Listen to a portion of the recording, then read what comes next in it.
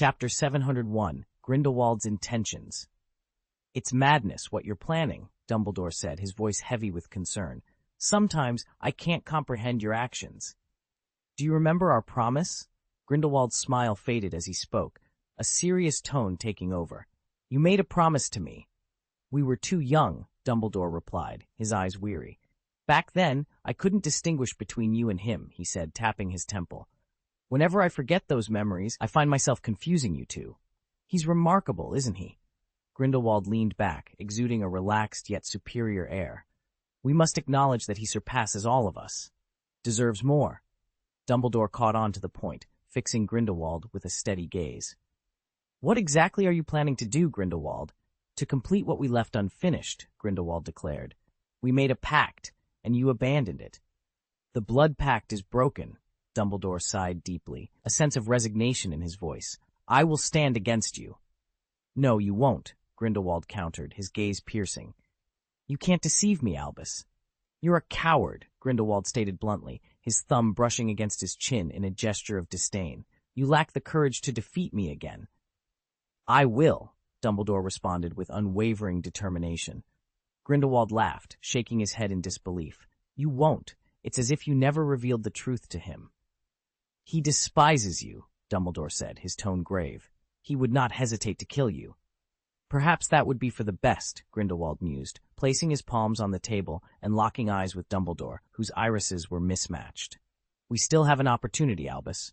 To reshape the world and allow wizards to live openly," Grindelwald envisioned. Dumbledore glanced at his hand, noticing the red marks left by rose thorns.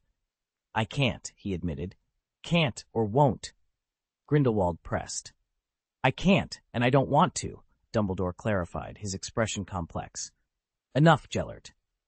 "He will end you." Grindelwald's smile faded as he slowly withdrew his hands from the table. "Would you attack me from behind?" Grindelwald inquired. "I don't know," Dumbledore confessed, his voice tinged with confusion. The once great wizard seemed lost, like a child unable to find the right answer. "I've said it before. You don't want to be my enemy," Grindelwald stated with a smile, standing up. "There are forces more mysterious than blood pacts that bind your heart." With that, Grindelwald departed, and true to his word, Dumbledore did not cast a spell on his retreating figure. Staring into his cup of coffee, sweetened with 3 sugars, Dumbledore saw his reflection in the dark liquid. He reached out, touching his beard thoughtfully. "What are you planning, Grindelwald? Why do you believe he is more deserving? To reshape a world that refuses to change? To build anew from the ruins?" "But it's impossible. We all know that. He is there." After Xenophilius Lovegood's groundbreaking discovery, the world began to take notice of the Christmas Protoss. However, this year, their presence would be missed, as both Protoss had been captured. Hector and Hermo, 2 golden beings, were in pursuit of a little brown bear. The chase unfolded within the vast halls of Silverhand Manor, turning it into an adventure for the Wick family. "Today I must leave, and Watson feels a pang of reluctance. This place has been far more entertaining than any hotel he owns." The little brown bear, overwhelmed by the Protoss, sought revenge for a past grievance. If only it could speak, it would surely accuse the Protoss of dishonorable conduct. "Bear," Ariana called out, and in response, the little bear unleashed a burst of energy, sending the Protoss flying with a defiant stance. It then tumbled into Ariana's arms. John took this moment to teach Ariana her first spell. "Place your hand on the practical magic picture book," he instructed, standing by her side. Ariana did as told, her hand resting on the open book. "Now, close your eyes and envision your destination," John continued. Ariana closed her eyes, picturing the Wick family in her mind. "With just a little miracle, a touch of magic," John guided, tapping into the magical energy within Ariana. In her mind's eye, an image of the Wick family home materialized. In the next moment, pages fluttered out of the book like a flock of startled birds. "Dad, Mom, I think it's time for us to part ways," John said, standing just outside the reach of the animated pages, bidding farewell to his family trapped within. "I forgot to take the flying teapot. You must remember to bring it back for me next time," Watson lamented, his thoughts still lingering on the peculiar teapot he had captured. Mrs. Wick silenced her husband with a look that could freeze fire, then turned her attention to John. Make sure you eat on time, John, she advised with a mother's concern. As her words faded, the pages snapped shut, and a force pulled the trio away before the book vanished into thin air. John was left standing alone in the hall, the warmth of the fire gone, replaced by an encroaching chill. His gaze fell upon the teapot resting on the table, a silent witness to the last 3 days of 1998. In the Wick household, the seasoned secret agent, who had been vigilantly on watch, appeared worn and disheveled. His stubble had grown thick, adding to his haggard appearance. After a day and a night of sleep, the younger agent finally awoke, naively greeting the older agent with a "good morning," oblivious to the latter's bruised and swollen face. "You fainted suddenly. Do you remember anything that happened?" the older agent inquired, seeking clarity on the incident. The younger agent pondered for a moment before responding uncertainly. "It felt like an impact, a force that made me release my grip. Could it have been an electric shock?" the older agent speculated, though he quickly dismissed the idea.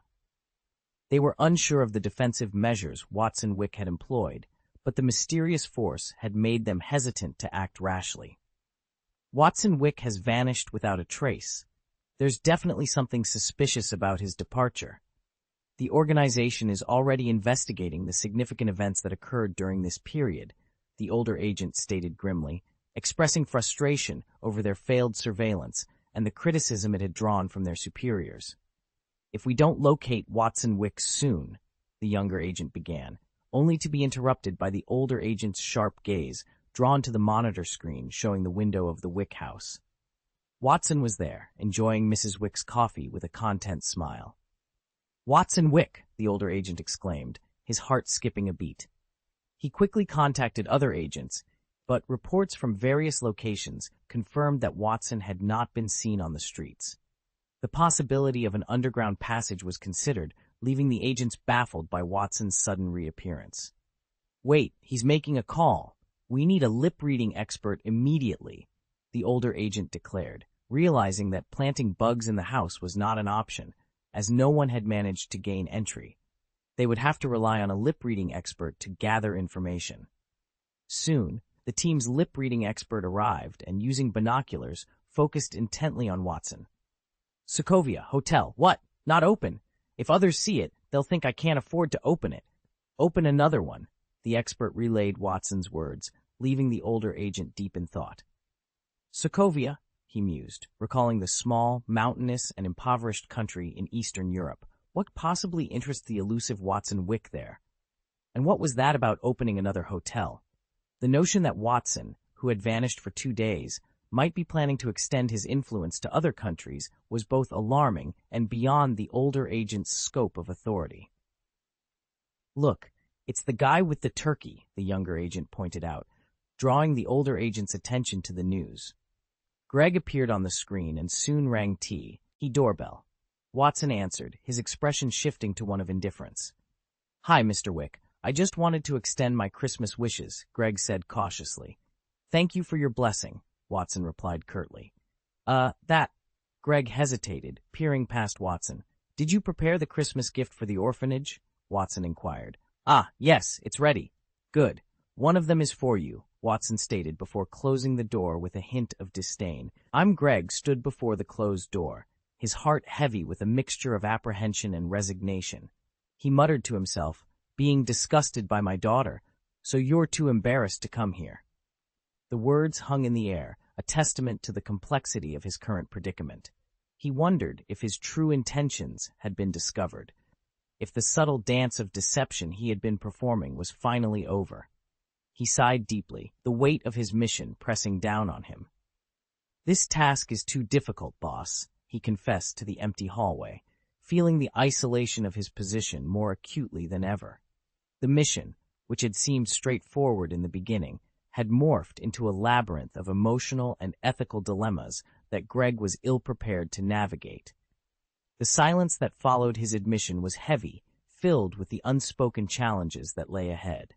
Greg knew that he couldn't afford to let his personal feelings interfere with his duties, yet the thought of causing distress to others, especially because of misunderstandings related to his daughter, left a sour taste in his mouth. Determined to find a way forward, Greg steeled himself for the tasks ahead. He knew that success required not just cunning and skill, but also a deep understanding of the intricate web of relationships and emotions that governed the world he had been thrust into. With a final glance at the door that stood as a barrier between him and his objectives, Greg stepped away, ready to face whatever challenges lay ahead with a renewed sense of purpose. Chapter 702. John Wick, Where is Your Limit?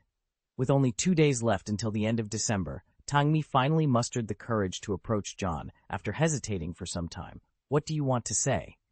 John, unable to bear Tangmi's anxious demeanor any longer, initiated the conversation. My lord, about Lippy last time. Tangmi started. May I see him again? Is it you who wants to see him, or is it for your girlfriend? John inquired, looking intently at Tangmi. It's both for me and for Oz, Tangmi replied after a moment of silence. We both wish to see him once more. John observed Tangmi, his most loyal subordinate, with a thoughtful gaze. Send Ozzy Herd over here, he commanded. Tangmi looked up, his expression fraught with hesitation. My lord, will there be a price for doing this? He asked, concerned about the potential consequences of such magic. More than anything, Tangmi feared for John's well-being, recalling a past incident where a sacrifice was necessary.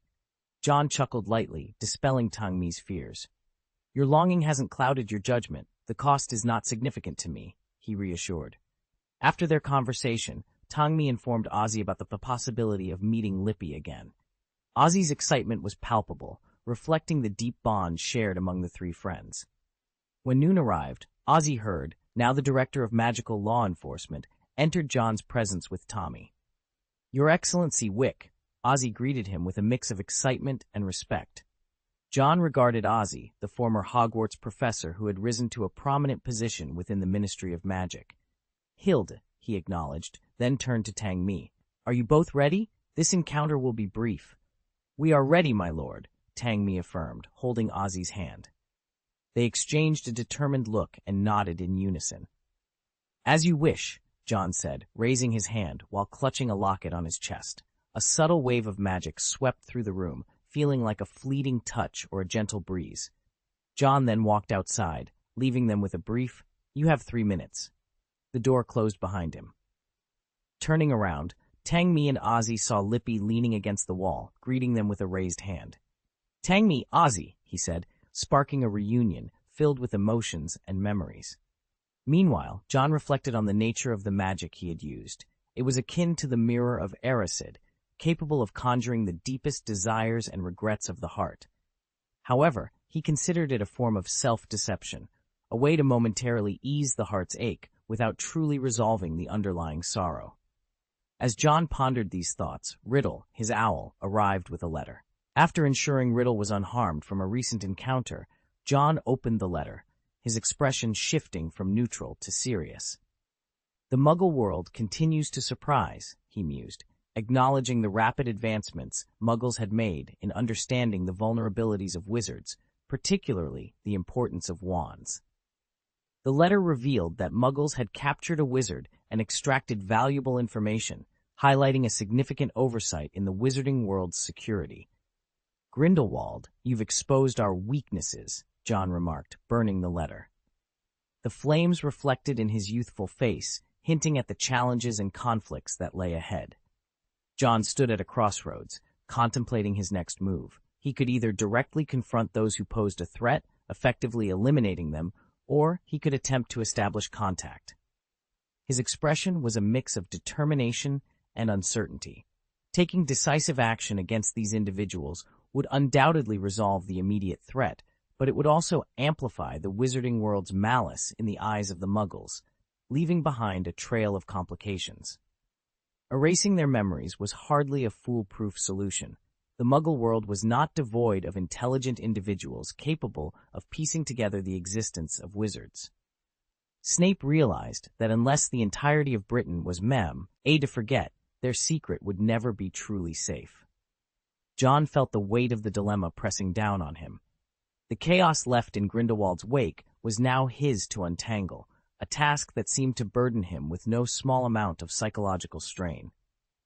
Snape decided to reach out to those involved with the stolen weapons, a perilous endeavor aimed at understanding their motives. This was not an act of selfless heroism, but rather an attempt to address his own deep-seated regrets. John retrieved the Resurrection Stone, reflecting on its power and the human heart's resilience against confinement. You sought to use this power to dominate the world, yet failed to recognize that the human heart is the most formidable prison, he mused. His obsession with rectifying past mistakes had led him into a dark abyss, one from which he might never return. The love for the girl in his memories and the guilt over his irreversible errors haunted him. He longed to see her again, despite knowing it would reopen old wounds, inflicting even more pain. "Drinking poison to quench your thirst," John murmured as he put the Resurrection Stone away. At that moment, the door opened, and Oz rushed into Tangmi's embrace, her eyes red and swollen from crying. The reunion stirred deep emotions within her. Tangmi expressed her gratitude to John, who simply shook his head in response. "It's merely obsession and regret," he replied. Tangmi struggled to comprehend how John could remain so composed after performing such powerful magic. Perhaps this was what set him apart from others. Only John understood the true nature of obsession and regret. Rather than beneficial magic, they were akin to drinking poison, a relentless cycle of painful memories. In his view, this was a curse more insidious than any unforgivable curse. It didn't harm the body, but had the power to destroy the soul. In the rose fields of Nurmengard, as the clock struck midnight, heralding the arrival of a new year, Grindelwald whispered, "Where is your limit, John Wick?" The wizards present, each carrying the burden of igniting the world with their holy fire and driven by their fervent ideals, embarked on a path from which there was no return. All of this was Grindelwald's legacy to the white-haired boy from Godric's Hollow, a gift wrapped in the guise of a curse. Chapter 703, Auror Harry at the start of Year 1. On the first day of the new year, Hogwarts was once again bustling with activity. Harry Potter, now an adult, rose early, meticulously combed his hair, and donned a smart suit. He attempted to tame an unruly lock of hair with water, but it stubbornly sprang back up shortly after being pressed down. Descending the stairs, he was greeted by the scent of something burning. Following the aroma, he found himself in the kitchen, where Kreacher was grumbling under his breath, clearly displeased with the intrusion into his domain. Sirius Black, the noble son of the Black family, now resembled a middle-aged uncle. He was dressed in a perfectly fitting brown velvet striped suit, which was incongruously paired with an apron. Sirius had ambitiously attempted to prepare an edible breakfast, vastly overestimating his culinary skills. Despite the frequency of these mornings, Harry couldn't shake the surreal feeling of seeing his godfather alive and well. "Sirius, let me help you," Harry offered. Unlike Sirius, who had spent the first half of his life shielded from mundane tasks by his pureblood status, Harry had learned to fend for himself during his time with the Dursleys. Sirius, looking defeated, discarded the ruined bacon. "I thought it was quite simple," he admitted. "It's not too difficult once you get the hang of it," Harry reassured him, taking over the cooking duties. He quickly whipped up a breakfast of fried eggs and bacon, accompanied by a glass of milk, some fresh salad, and bread. As they sat down at the dining table, Harry reminisced about the times when it served as the headquarters of the Order of the Phoenix, always bustling with members. Now, it was just the two of them, father and son, enjoying a quiet breakfast together. Sirius finished his meal first and, rubbing his hands together, turned to Harry with a look of pride. "Congratulations," he said. "I was going to give this to you tonight, but now seems like the perfect time." He produced a square box from his pocket, placed it on the table, and slid it towards Harry with anticipation. "Open it and have a look." Today marked not only the beginning of a new year, but also Harry's graduation from the Auror training program. The program, designed to teach various Auror skills, was a perfect fit for Harry, whose defense against the dark arts scores were exceptional and who had ample experience combating the dark arts. As a result, Harry completed the program in just 6 months, half the time it took most students, partly due to the current shortage of Aurors. Harry carefully opened the box to reveal a small golden ball pendant, the first snitch his father had won in a Quidditch match. Sirius explained with a smile that James often carried it with him. even using it to show off his skills. Harry gently lifted the snitch, noticing his name engraved on its golden surface. Upon opening it, he found a picture of his parents holding him as a newborn. Clearly, James had modified the snitch, applying the same ingenuity he used to create the Marauders map during his time at Hogwarts. Originally, they wanted to give it to you in person, Sirius said, a hint of sadness in his eyes. Thank you, Sirius, Harry responded earnestly, placing the snitch around his neck. I'll always wear it. Glancing at the clock, Harry realized he was running late. He quickly finished his breakfast and rushed out the door, with Sirius calling after him, "Be careful on the road." Harry waved goodbye and hurried outside, catching the night bus. The ride nearly made him regret his breakfast. Upon arriving at the Ministry of Magic, he entered through a rather unconventional entrance, a toilet. With only a few people ahead of him, Harry couldn't help but feel a sense of oddity about the whole process. Stepping onto the toilet, he felt the water briefly touch his heels before pulling the flush lever. Suddenly, he was spinning, sucked into the whirlpool of his new life as an Auror. Emerging from the toilet and vanishing, Harry reappeared in the fireplace on the right side of the Golden Magic Hall. Shaking his head, he pondered whether skipping breakfast for future visits was wise. Harry. As he stepped out of the fireplace, a voice startled him, nearly causing him to tumble. Looking up, he saw Hermione, now dressed in professional attire, clutching her stomach with laughter. "What's the matter?" Harry asked, puzzled. Hermione managed to say between laughs, "You didn't just come through that toilet, did you?" "Of course. Wait, what do you mean?" Harry was taken aback. Hermione, wiping away tears of mirth, explained, "That's the entrance to the old Ministry of Magic.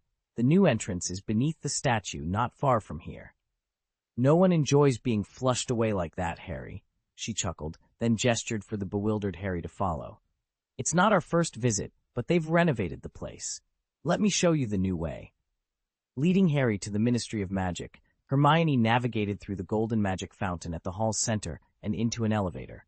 Unlike the old, unstable elevators, the new ones were spacious and steady. "Where do you work now, Hermione?" Harry inquired. "I've been relocated to the House Elves' office.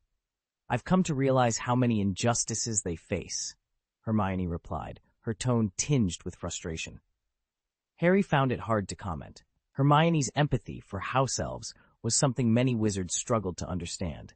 Upon reaching the Department of Magical Law Enforcement floor, Hermione bid Harry farewell. Harry, searching for the Auror office, was about to knock when the door abruptly opened. "Who are you looking for?" asked a freckled witch. "I'm the new Auror, reporting for duty today," Harry responded quickly. "Perfect timing," the female Auror said, pulling Harry inside. "Don't just stand there. We have a mission." Harry found himself in an office where 3 veteran Aurors were gearing up. "I assume the Auror training class covered the basic gear," the female Auror said, quickly assembling her own set of equipment. "We're on a capture mission, so be cautious of what those lunatics might do." Handing Harry an amulet, she added, "Protect yourself." On his first day, Harry was thrust into a mission. He hurriedly selected his equipment, opting for non-lethal options, given the nature of the task. Recalling his own set of rewards from the Goblet of Fire, he remembered sharing them with Cedric Diggory due to their tie for first place. Fully equipped, Harry was ushered out before he could even settle in. Their destination was a Muggle community in Birmingham, accessible through the established Floo network. It was an industrial area, targeted by the Saints for an attack. The female Auror, named Ab Joy, had 3 years of experience, making her a senior. "What did you say your name was?" she asked en route to the industrial area. "Harry Potter," he replied. "What?" Ab's voice rose in disbelief. "Harry Potter, the former savior?" "Yes, that's me," Harry said, feeling a bit awkward. Noticing his discomfort, Ab lowered her voice, expressing her excitement more quietly. "I can't believe it's you. You graduated from the training class in just half a year? That's incredible," she praised. In a tense moment, the Aurors discovered the presence of the so-called saint. At that time, the saint was kneeling on the ground in a display of piety, whispering incantations under his breath. "Let the holy fire purify the earth, and from the ashes new leaders shall rise to forge a new world," he intoned solemnly. Seizing the opportunity, Abbott, the leader of the Aurors, gave the order with decisive urgency. "He hasn't spotted us. Arrest him now." With a burst of energy, the Aurors' bodies shimmered, and they apparated in a tight circle around the saint. "Don't hesitate. Act now," Ab shouted, as beams of red light crisscrossed through the air, targeting the saint. As expected, the saint collapsed into unconsciousness without any resistance. Harry Potter, who was also present, played his part in the operation. Abby let out a sigh of relief, content that the immediate threat was neutralized. "Excellent," she murmured, preparing to verify the saint's identity. However, Harry, with his sharp instincts, sensed something amiss. He noticed unusual bulges on the saint's body and immediately realized the danger. "No, stay back," he yelled in warning, but it was already too late. As Ab reached out to touch the saint, a violent explosion of fire erupted, hurling her backward. The iron armor curse, previously cast by the Aurors for protection, mitigated the impact of the blast. Although they were thrown back, their lives were spared. Harry, caught off guard, tumbled across the ground. When he came to a stop, he noticed his amulet was shattered. Looking up, Harry witnessed a horrifying scene. The flames seemed to take on a life of their own, wrapping around one of the Aurors. The screams that followed were abruptly silenced. Near the fallen saint, a figure in a black robe emerged. With a casual flick of his wand, he unleashed a torrent of flames that consumed those in its vicinity. The sudden appearance of the wizard in the black robe and his devastating use of fire magic marked a chilling turn of events. The Aurors, caught off guard by this new threat, realized they were dealing with a force far more dangerous than they had anticipated. Chapter 704, A Thrilling Battle and News from Uncle's Expelliarmus. Without any hesitation, Harry cast the spell the moment he spotted the wizard. The red light shot forth, slicing through the air. The opposing wizard attempted to counter with a burst of flames, but the red light pierced through, slamming him against the wall behind. The wizard looked on in astonishment. "Who are you?" Harry demanded. He aimed to rescue the nearby Auror, but the flames morphed into a roaring tiger, pushing him back. Harry unleashed a barrage of spells, his mastery of the disarming curse evident as he operated at an expert level. Garland, the opposing wizard, countered with fiendfire, directing the fierce flames towards Harry. The nature of their confrontation had escalated dramatically. The loss of an Auror and the desperate actions of a saint had condensed time into mere seconds, heightening the intensity of their battle. A silver light flashed, narrowly missing Harry and chipping a concrete pillar. An iron armor curse activated around him for protection. When he spun around, Garland had already maneuvered behind him, combining forces with the fiendfire to press Harry into a defensive stance. Dodging a cutting curse, Harry found himself trapped by the fiendfire. Recalling how his godfather had dealt with such flames, he inverted his wand and stabbed it towards the ground, chanting, "Finite!" A golden light erupted, dispelling the fiendfire momentarily. However, Harry was caught off guard by a blast curse, the impact hurling him through the air. As he struggled to his feet, he saw Abe, another Auror, attempting to rise, her face scorched by the explosion, wand aimed defiantly at Garland. De Primo, Garland cast, causing the ground beneath Abe to collapse, trapping her. He then turned his attention to Harry, the fiendfire encircling Harry, shrinking his space. Sectum Sempra. Harry cast the spell, its invisible blade slicing through the air. Garland dodged, but not before losing an ear to the spell. Seizing the moment of Garland's shock, Harry used apparition to escape the encircling flames, then swiftly brought down a stone pillar onto Garland. Before Harry could catch his breath, Garland vanished from beneath the rubble. The fiendfire, undeterred, charged towards the factory. Realizing the danger, Harry quickly gathered the Aurors and sought refuge in a pit as the factory exploded, sending a massive fireball into the sky. The explosion was monumental, impossible to conceal from the non-magical world. The resulting toxic gas leak and the destruction prompted the mayor of Birmingham to order an urgent evacuation. Minutes later, Mycroft Holmes arrived in Birmingham, immediately directed to the devastated factory. The site was a scene of chaos, with Division 7 operatives donning protective gear to investigate. Emerging from the wreckage, Mycroft examined a piece of wood, noting the runes etched into it. This incident bears the same marks as those in Poland, remarked an agent from Division 7. Mycroft's eyes narrowed, a cold light flashing within. This act of destruction, resulting in over 100 people poisoned and significant economic damage, can only be the work of a wizard. He concluded, "We must classify this as an act of malice." With that, Mycroft instructed his team to collect all evidence, determined to address the threat posed by the wizarding world. In the aftermath of the explosion, Mycroft Holmes stood before the ruins of the factory, determined to investigate the scene himself, despite warnings of potential residual hazards. Dressed in a protective suit, he ventured into the heart of the devastation, his keen eyes scanning the charred landscape for clues. Amidst the rubble, a peculiar wood chip near a crater caught his attention. Mycroft closed his eyes, allowing his mind to reconstruct the chaotic wizard battle that had taken place.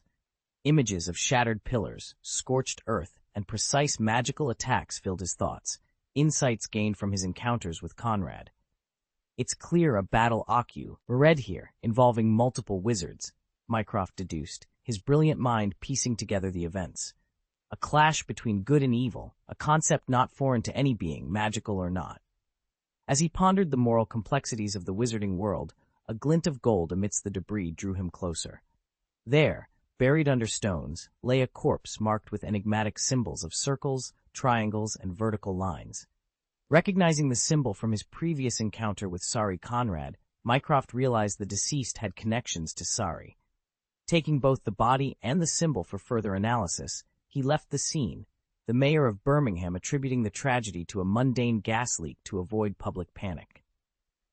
Meanwhile, in the Jovanovich territory of Bear Country, the old Witcher, known as the Old Wolf, examined similar ancient symbols with a keen eye. When approached by a respectful yet fearful middle-aged man, the old Jovanovich's demeanor shifted dramatically. Despite the man's deference, the Witcher's sudden violent outburst left him pinned helplessly against a table. The situation escalated quickly as Seryozha Jovanovich, the old Witcher's son, intervened, effortlessly dispatching those who attempted to aid the middle-aged man, identified as Drykov. Amidst the chaos, the old Jovanovich's anger was palpable as he accused Drykov of disrespecting him by endangering his daughter in a previous incident. Drykov's pleas of ignorance and claims of an accident did little to quell the Witcher's wrath. The confrontation revealed a deep-seated vendetta, with the old Jovanovich fully aware of Drykov's intentions to seek revenge for a failed mission. The tension in the room was a stark reminder of the complex web of alliances and enmities that existed within their world, a world where past actions had far-reaching consequences and where respect and loyalty were paramount. The chilling sound of skulls rattling echoed, and death loomed closer than ever before. Drykov gasped for air, overwhelmed by the secrets that this old man, who once strolled through Red Square, held. Yet, in the face of death, all greed for these secrets faded, replaced by a primal urge for survival. Old Jovanovich released his grip, and just as Drykov thought he could breathe a sigh of relief, he found himself ensnared by the old man's powerful grasp.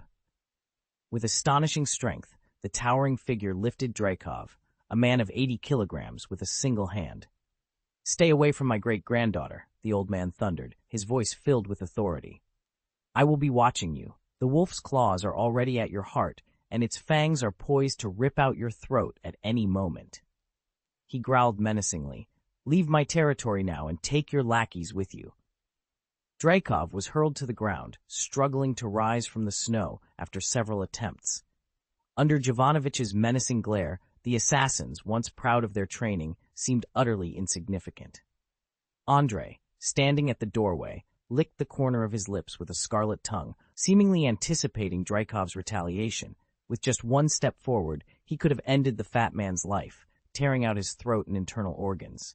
Unfortunately, Drykov chose not to take that step. In a fit of rage, he fired a shot, wounding a girl with a broken leg, who then collapsed into a pool of blood before he stormed off. "Andrei," Elder Jovanovich called out to his 8th son, "inform your sister that our Yadani has encountered some trouble." "Do you want me to eliminate them all?" Andrei inquired, a hint of eagerness in his voice. The elder Jovanovich, holding something in his hand, replied thoughtfully, "We cannot kill everyone in the world." "But," he continued, his voice hardening. If someone dares to harm our kin, do not hesitate to break their necks.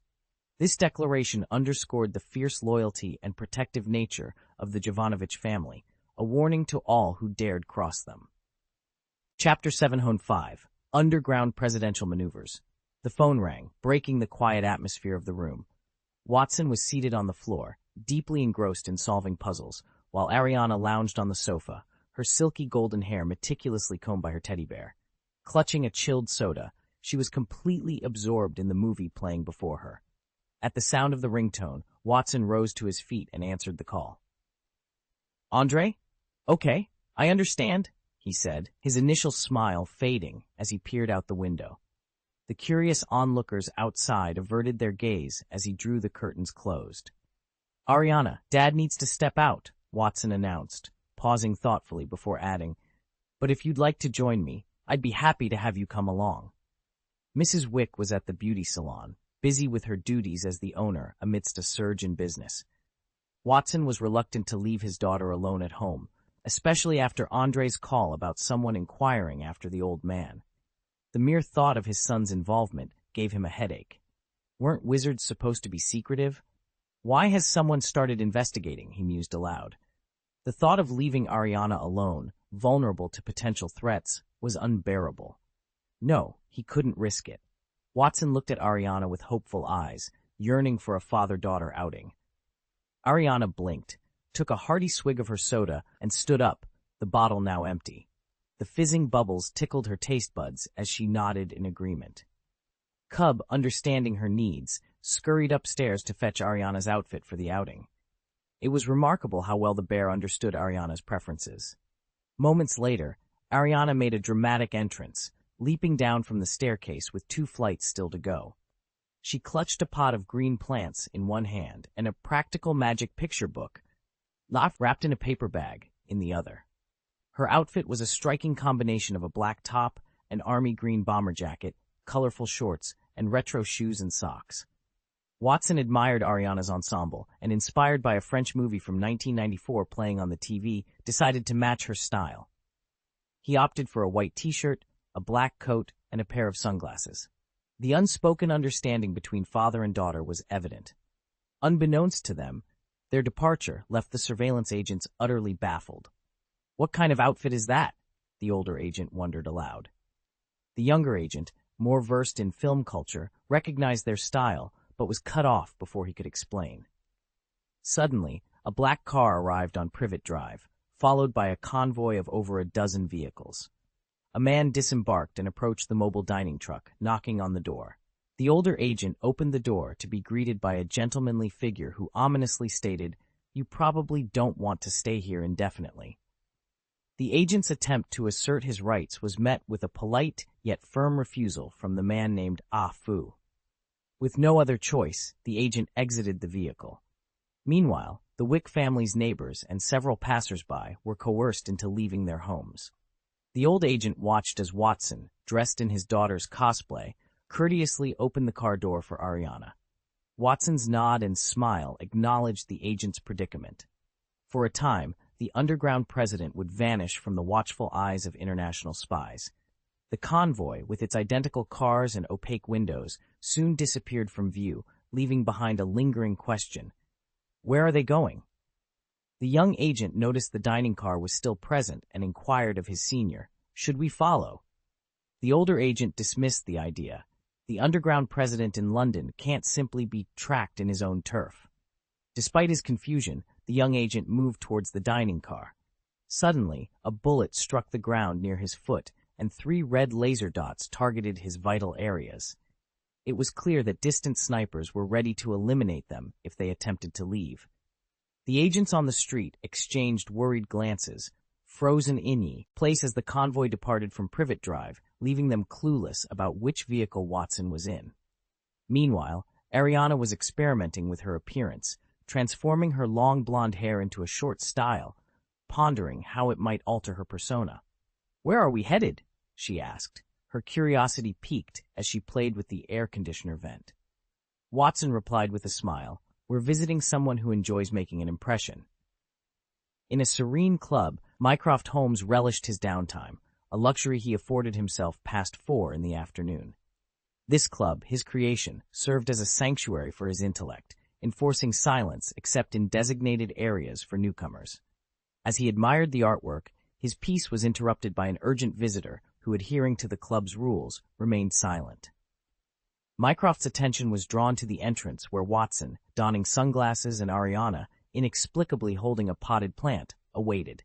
With a resigned sigh, Mycroft left his tranquil setting for the first time since his arrival to address business matters in the designated room for discussions. Mycroft couldn't help but question Watson's attire and the presence of the young girl, whose origins seemed a mystery. Watson, amused by Mycroft's ignorance of popular culture, explained his killer look was inspired by a recent film. Shifting the conversation to the matter at hand, Watson revealed his visit was to deliver intelligence on an internal threat within Mycroft's organization, specifically the whereabouts of certain weapons. Mycroft, initially skeptical, became intrigued when Watson presented a list of suspects, cleverly withholding it to negotiate terms. Watson hinted at his awareness of Mycroft's recent projects, suggesting a trade of information. This proposition led Mycroft to reflect on his initial support for the underground president and how the situation had spiraled beyond his control, especially with Watson's enigmatic and pervasive intelligence network. Acknowledging the value of Watson's information and the need for cooperation, Mycroft agreed to the terms, setting the stage for a partnership that would navigate the complexities of their intertwined interests. "Then, let's look forward to a fruitful collaboration," Watson concluded, sealing their agreement with a handshake. Mycroft opened his eyes and frowned at the series of names on the list before him. "What about the others?" he inquired. "Nothing," came the reply. "No?" Mycroft laughed, though his laughter was tinged with anger.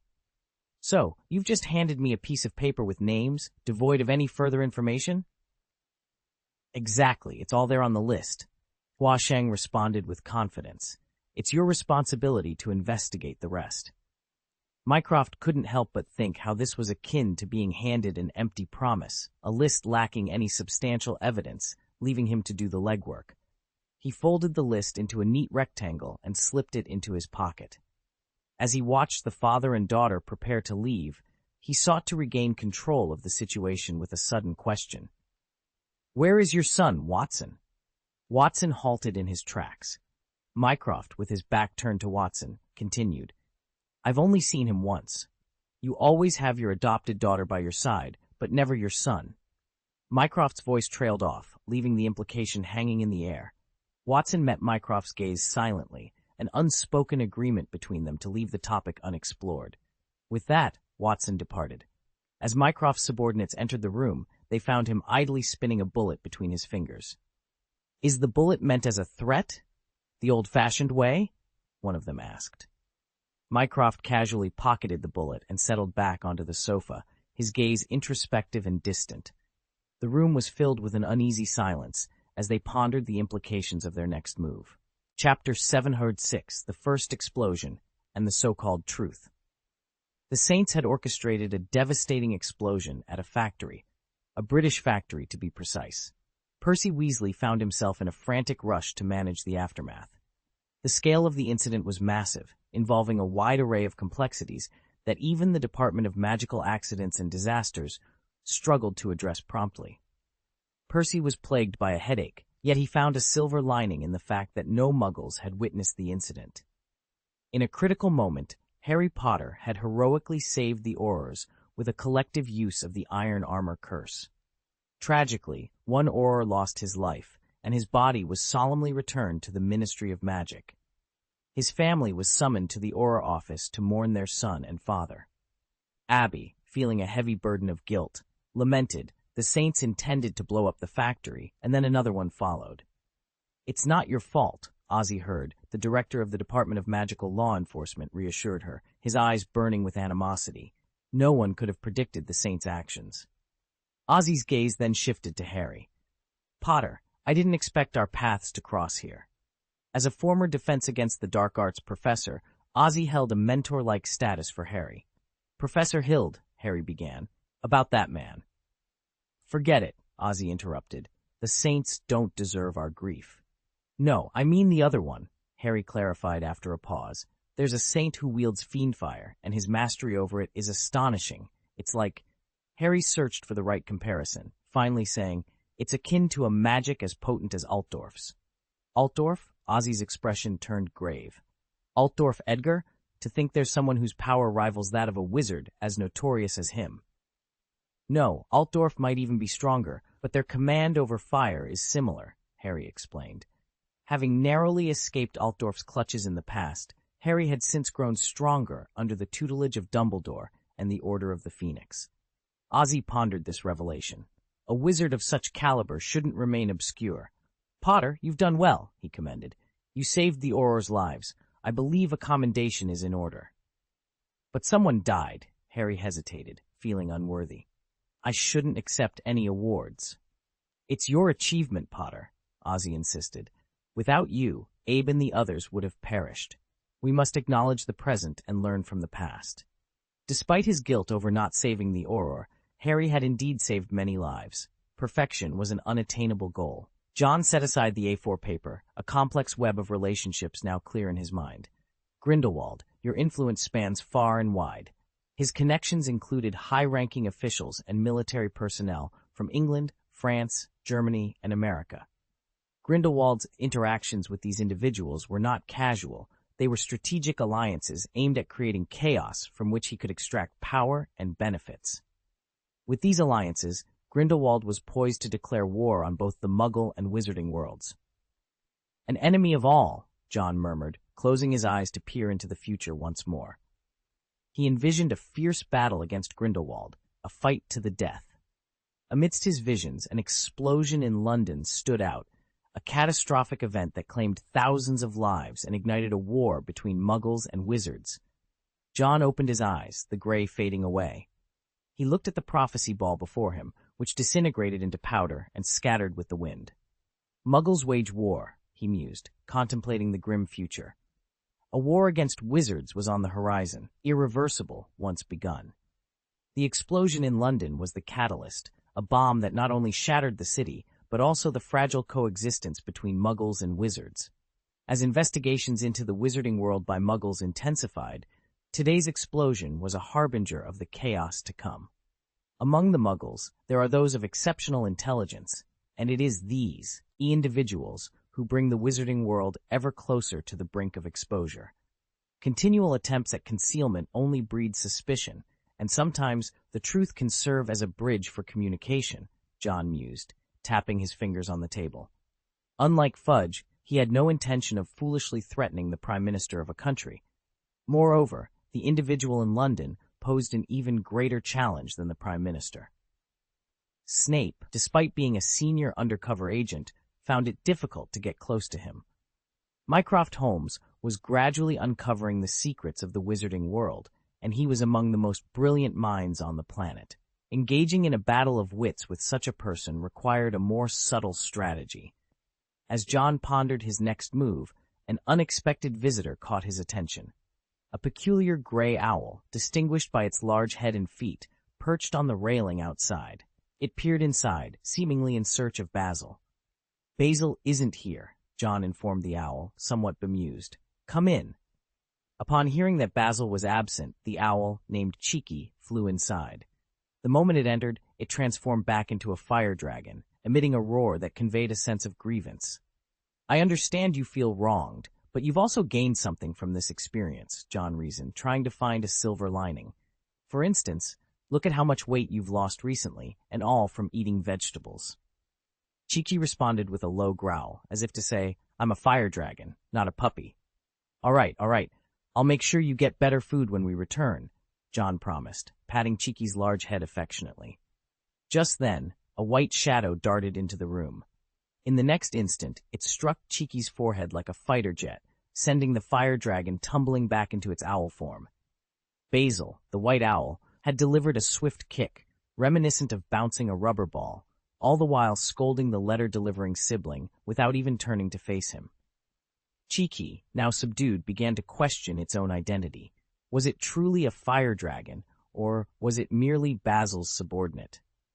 "Don't be too harsh, Basil," John said with a sigh, opening the letter that had caused all the commotion. It was from his father, discussing matters related to his uncle and the Wicks. It's not just the UK. Other countries are starting to take notice as well, John noted with concern. There was a significant difference between being discovered and choosing to reveal oneself.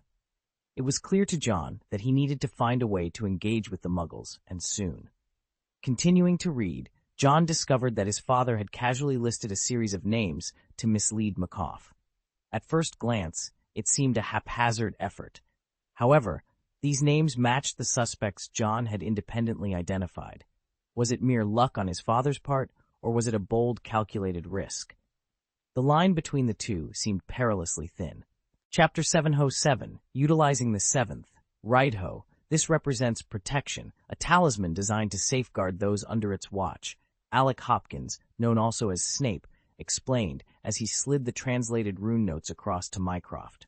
Mycroft picked them up, briefly scanned a couple of pages, and then set them aside. He fixed his gaze on the professor of occult science sitting across from him. "Do you believe in the efficacy of this, Professor Hopkins?" he inquired, his tone laced with a hint of skepticism, as if testing the mysterious professor's credibility. Snape, with a thoughtful gesture, pressed his index fingers together, lightly touching them to his lips, and returned Mycroft's intense scrutiny. "If your information holds true, runes possess a multitude of functions within the realm of mysticism, with protection being merely one aspect," Snape articulated deliberately, locking eyes with Mycroft. "Yes, it is effective." Mycroft felt an involuntary acknowledgement within him and averted his gaze, a peculiar sensation stirring in his heart. He quelled this feeling, nodded in acceptance, and produced a new piece of wood. "Please evaluate this," he requested. Upon receiving it, Snape examined the material closely, his brow furrowing. "This isn't sorrel wood," he observed. "Oak," Mycroft clarified, discovered following a significant incident. "Oak, revered as a magical tree, believed to possess enchanting properties," Snape mused aloud. "Do you suspect wizard involvement?" "Professor Hopkins," Mycroft responded, his tone neutral yet firm, "I must caution you, the deeper your knowledge, the greater the risk to yourself." "I'm indifferent to the risks," Snape declared bluntly. "Did you invite me here merely to remain silent?" Mycroft leaned forward, a smile playing on his lips. "It's intriguing. Most government collaborators fear the burden of excessive knowledge, yet you stand apart." "Knowledge," Snape replied, his expression unchanging. "The more I acquire, the more I validate my learning." Mycroft appeared persuaded by this rationale. Noticing his subordinates outside, he straightened his attire and rose. "I believe I can offer you more," he stated, moving towards the door with a smile. "After you, Professor Hopkins." As Snape rose to follow, a seed of doubt germinated within him. He realized Mycroft had skillfully avoided direct eye contact, a necessary component for legitimacy. This is the cunning of the intellectually astute. Once suspicion takes root, they adeptly sidestep potential pitfalls. Exiting the room, they reached their destination, an underground garage where a car awaited with its door ajar. The person emerging from the vehicle looked momentarily surprised. "This is Professor Alec Hopkins, an expert in occultism," Mycroft introduced, noting the brief pause in Watson Wick's reaction, which did not escape his keen observation. However, he chose to overlook it, maintaining a pleasant demeanor.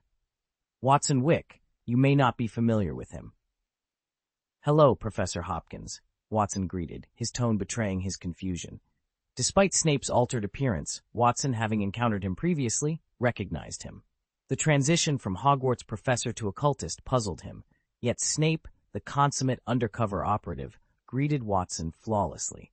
The two exchanged handshakes. "Perhaps it's time we moved on," Mycroft suggested, a commanding glint in his eye. He guided them towards their true objective, the aftermath of the Birmingham factory explosion, including recovered bodies and various objects. En route, Mycroft engaged Watson in casual conversation, mimicking the ease of old friends. "How was your journey, Watson?" "Far from enjoyable. I was practically accosted at my doorstep, and the car ride here felt like I was under arrest," Watson shared, his discomfort evident. "They're merely following protocol, and your situation necessitates discretion," Mycroft explained, subtly probing Watson's awareness of recent events. "I've heard Emmy has been quite active abroad," Watson remarked, offhandedly, Poland's been buzzing too. Indeed, it's been quite eventful, Mycroft concurred, producing his authority card to unlock a door, leading them into the heart of their investigation. The room, capable of withstanding the impact of tanks, echoed with Mycroft's calm declaration. Some individuals, previously concealed within the crowd and unknown to others, have now revealed their secrets. You might be right. That name is not unfamiliar. As he uttered the word, wizard, the final door swung open, drawing Watson's gaze towards it. There, on a stark white platform, lay a hollowed-out corpse. These individuals appear no different from ordinary people at first glance, yet they wield peculiar magic, Mycroft observed, unfazed by the grim scene before them. Their physical structure mirrors that of humans, with the sole addition being their magical capabilities. Mycroft approached the corpse, noting, however, in certain aspects, they exhibit unusual traits. Their bodies resemble those of athletes, possessing qualities far superior to those of average humans. Watson, puzzled by this revelation, inquired with a hint of disbelief, "Are you suggesting they are not human?" "It's yet to be confirmed," Mycroft replied, gesturing towards a golden mark on the table. "It seems there is animosity among wizards. They engage in conflicts with one another. This mark belongs to one of their factions." Snape's expression tensed at the sight, while Watson, unfamiliar with the intricacies of wizarding factions, struggled with the notion that wizards might not be human. "But wizards are human, aren't they?" he argued. "In the stories, wizards are depicted as human beings." "They possess abilities beyond those of ordinary humans," Mycroft responded, his tone neutral. "Consider the witches executed during the Salem witch trials, a dark chapter in medieval history. Wizards and humans need not be adversaries," Watson countered. "As you've mentioned, there are both good and bad individuals among them. I merely pointed out their internal conflicts," Mycroft clarified, turning to Watson with a serious demeanor. "These individuals remain a mystery to us." Mycroft then led them out of the room, leaving behind the dissected wizard as if it were merely an experiment. "The reason I'm showing you this goes beyond the assistance you've provided, Watson," Mycroft explained as they walked. "Wizards, these enigmatic beings, tend to conceal themselves in places beyond our sight. And you, Watson Wick, as the overseer of such hidden places, must be aware of the potential threats they pose," he continued, addressing Watson directly, while Snape listened with a mix of curiosity and concern. The notion of involving Watson's father, a prominent figure in the wizarding world, in dealing with wizards struck Snape as absurd, akin to asking an emperor to lead a rebellion. They passed through pure white rooms, resembling square cabins, where wizards were held captive. Watson felt a twinge of discomfort at the sight of the imprisoned man. Mycroft's eyes gleamed as he spoke. "These wizards, lurking within our world, are shrouded in mystery, their movements elusive. While some may not seek to invade our realm, their lack of overt goodwill necessitates our vigilance. Their conflicts ripple through our world, compelling us to respond," Mycroft continued, his words directed at both Watson and Snape. "The global community is beginning to take notice. We must gather more information before passing judgment. Unknown entities naturally breed hostility. In the wild, a hunter confronted with rustling foliage will ready his weapon rather than speculate on the nature of the unseen," Mycroft mused, his voice calm yet foreboding. "And often, the most fearsome predators in the forest are hunters like myself, armed and dangerous." Snape understood the gravity of Mycroft's words, recognizing them as a warning not only to himself, but to all wizards. Mycroft's demonstration of magic to Watson served multiple purposes. It was a cautionary tale for the Flaw underworld leader and an ultimatum to the wizards who had stealthily infiltrated the human realm. Humanity's patience for exploring the unknown was wearing thin, signaling a looming confrontation between the two worlds. Facing threats head-on by neutralizing them was a principle Snape adhered to. He meticulously examined the wood chips, seeking insights, while Watson was discreetly dismissed from the scene. Alone, Mycroft Holmes scrutinized the golden mark, his mind racing with plans. He recognized the urgent need for a wizard who could align with his objectives, someone who could serve as both an ally and a conduit for information. Moreover, establishing a reliable channel of communication was paramount. Suspicion had already cast its shadow over Alec Hopkins, prompting Mycroft to tread cautiously. He was well aware of humanity's knack for uncovering vulnerabilities in seemingly impregnable defenses. This understanding underscored John's reluctance to resort to the forgetting curse as a solution. It was a delicate balance of mutual utility. Snape, on the other hand, sought to decipher Mycroft's stance and intentions, aiming to identify allies of Grindelwald hidden within their midst. For Snape, collaboration with Mycroft was not merely a means to an end, but a strategic alliance. Mycroft, in turn, required Snape's expertise to demystify the arcane world of magic, thereby broadening his own understanding and potentially attracting additional wizarding allies. This symbiotic relationship, founded on a silent agreement and mutual benefits, epitomized the essence of their cooperation. Their partnership was a dance of intellects, each maneuvering for advantage while maintaining a facade of camaraderie. In this complex game of chess, every move was calculated, with the ultimate goal of outwitting an unseen adversary. The stakes were high, and the players were acutely aware that in the shadowy world of espionage and magic, alliances were fragile, and trust was a commodity as rare as it was valuable. Chapter 708, The Frenzied Assault of the Saints and the Extension of Goodwill. In a world teeming with intellect, it's not uncommon for some to discern the flaws in even the most cunning plans. John, with a flick of his wrist, ignited a flame in his hand, setting ablaze the letters before him. The capture of Grindelwald's followers in the Muggle realm was a development that, oddly enough, did not displease him. Are there truly good wizards and evil wizards? John mused, contemplating the undesirable conflict with Muggles. As Mycroft had advised, the path forward was to extend an olive branch. But how does one manifest goodwill, especially from the perspective of those deemed bad wizards? We're not here to destroy, we're here to protect, John asserted, his gaze hardening. Yet, he was well aware that protection often came with its own set of challenges. The Saints' recent attack on a Muggle factory had not gone unnoticed, drawing the wary eyes of the Muggle government. It was in this arena that goodwill could be most effectively demonstrated, by halting the Saints' reckless endeavors. However, John was acutely aware that such interventions might necessitate sacrifices from their own ranks. The minority versus the majority, John pondered, his fingers tracing the contours of a ring. This wasn't a mere mathematical dilemma.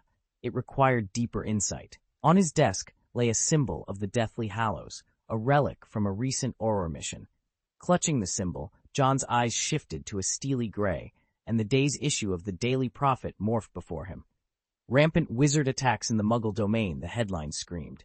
As John delved deeper, the symbol in his grasp grew intolerably hot, eventually melting into a pool of golden liquid. Despite the intense heat, John's hand remained unscathed. The molten droplets ignited upon contact with the table, yet his focus remained unbroken. A great battle looms on the horizon, he concluded. Harry was lauded by the Ministry of Magic for his exemplary valor during a recent mission, with Percy Weasley presenting the Medal of Courage. The ceremony was tinged with an air of awkwardness, given Percy's current role as the interim Minister of Magic, a title many speculated would soon be made permanent. "You saved the Auror, Harry," Percy remarked, his voice laced with complexity as he adorned Harry with the medal. "You're destined to be an outstanding Auror." "Thank you, Percy," Harry responded, their handshake easing some of the tension from past disagreements. Post-ceremony, Harry was greeted by Mr. Weasley and Hermione. Mr. Weasley's joy was palpable. He had long since considered Harry part of the family. "This is wonderful, Harry," Hermione exclaimed, sharing in the joy. "You're now fully integrated into the Auror office." Mr. Weasley chimed in. "Frontline work can attract some eccentric characters, but they're good people at heart, especially to those who've proven themselves."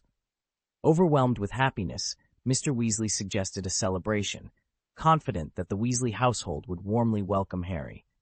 "Thank you, Mr. Weasley," Harry replied, his tone carrying a hint of curiosity. "Has Ron stopped running the shop?"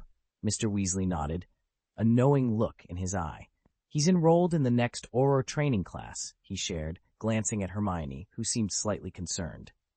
Unlike Harry, Ron might find the transition to Auror life challenging. As they exited the elevator, Harry and Mr. Weasley were met with a flurry of activity in the Auror's office. "Hurry, we're short on time," bellowed Abe's voice. Approaching, Harry inquired, "Another mission?"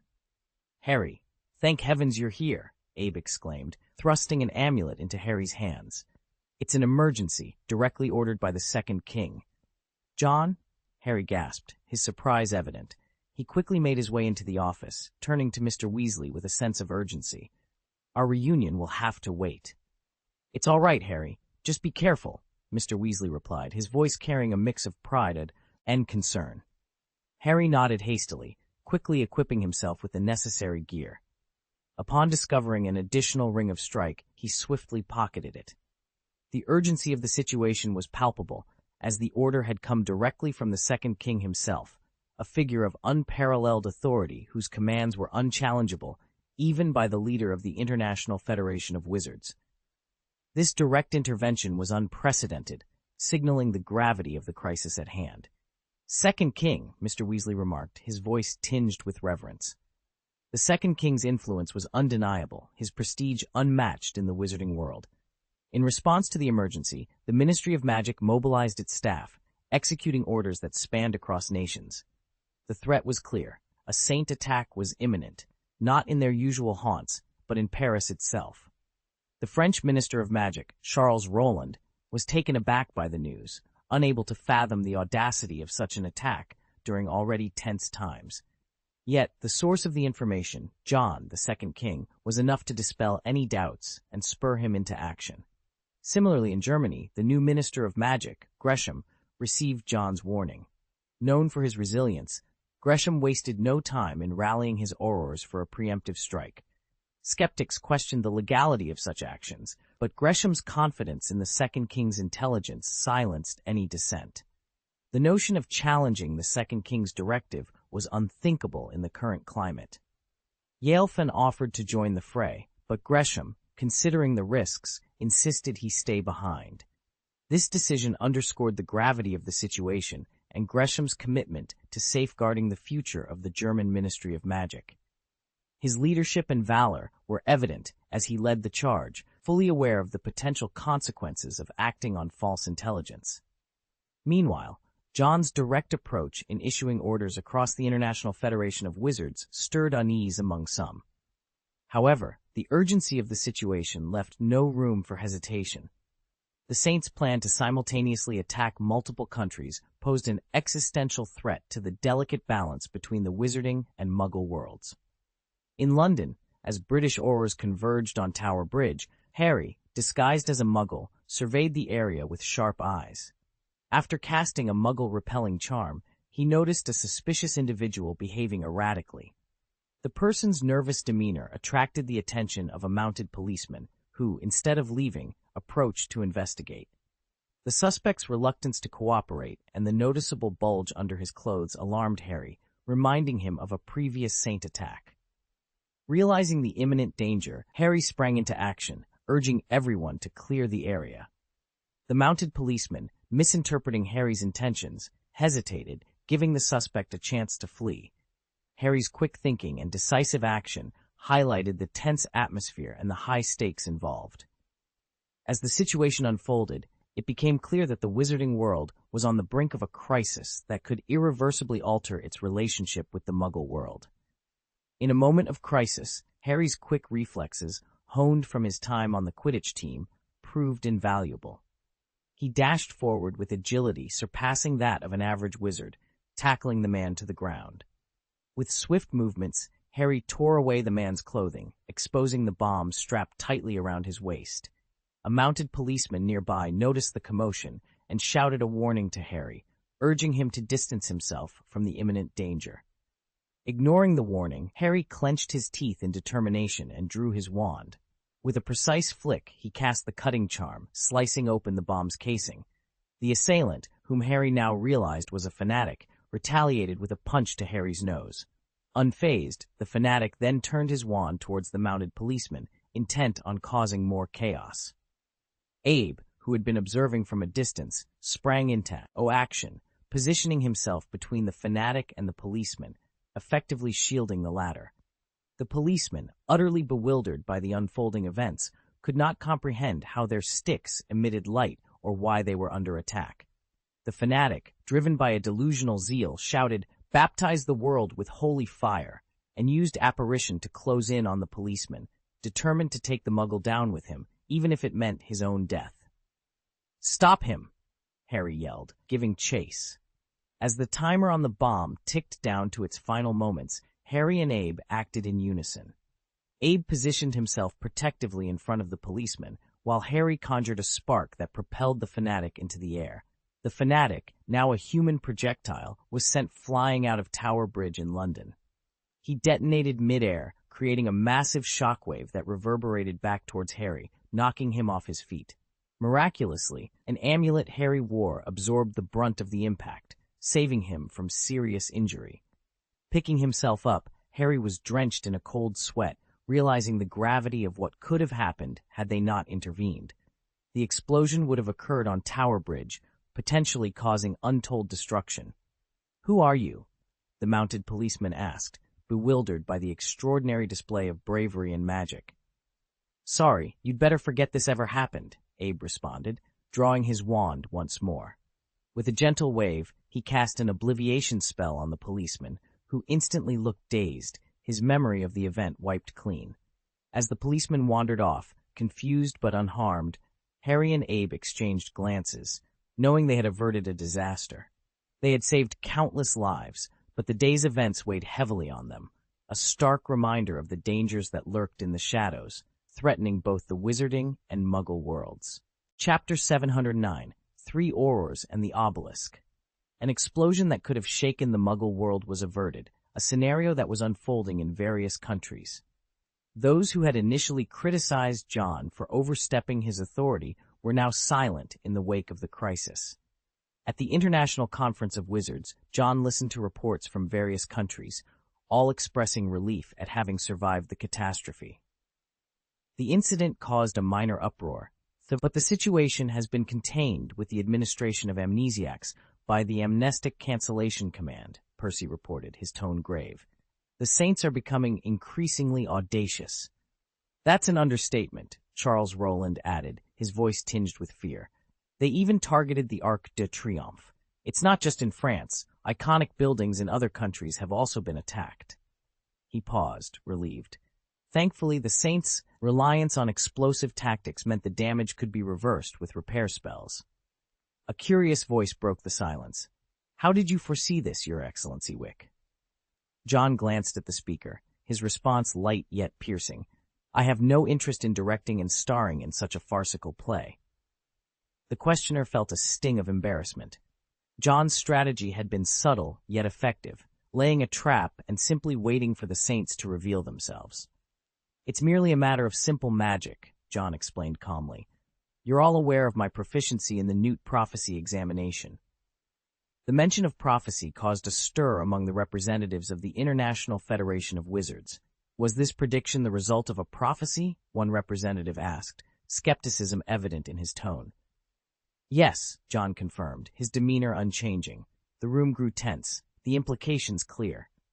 Grindelwald was known for his prophetic abilities. The question on everyone's mind was how to counter someone capable of prophecy. The answer, it seemed, was to have a seer of their own, and John was just that. As the meeting concluded, Percy walked alongside John. "You discern this through prophecy?" he inquired, curiosity piqued. "Are there any side effects?" "The ability to predict is not without its limits," John replied, shaking his head slightly. "I require a medium to see the future." He explained that while the prophetic ability of the invisible beast could glimpse the near future, his own capabilities, though significantly enhanced, were not without boundaries. For instance, he couldn't foresee certain events, such as the death of Old Batty. Personal matters required a specific trigger, and in this case, the Deathly Hallows symbol, possibly originating from someone within Grindelwald's inner circle, served as his medium. "Our relationship with Muggles is increasingly strained," John observed. "Personally and for the sake of progress, I have no desire to become their enemy." He elaborated on the fundamental issue at hand. Even if wizards could claim victory over Muggles, it would be a Pyrrhic victory at best. Being Muggle-born himself, John was acutely aware of the potential consequences of such a conflict, including the involvement and possible loss of his own family members. Percy nodded in agreement. As someone closely aligned with the Muggle faction, he too preferred a peaceful coexistence with Muggles. The Saints, however, were relentlessly undermining this relationship. "We must address the Saints' threat as soon as possible," Percy declared.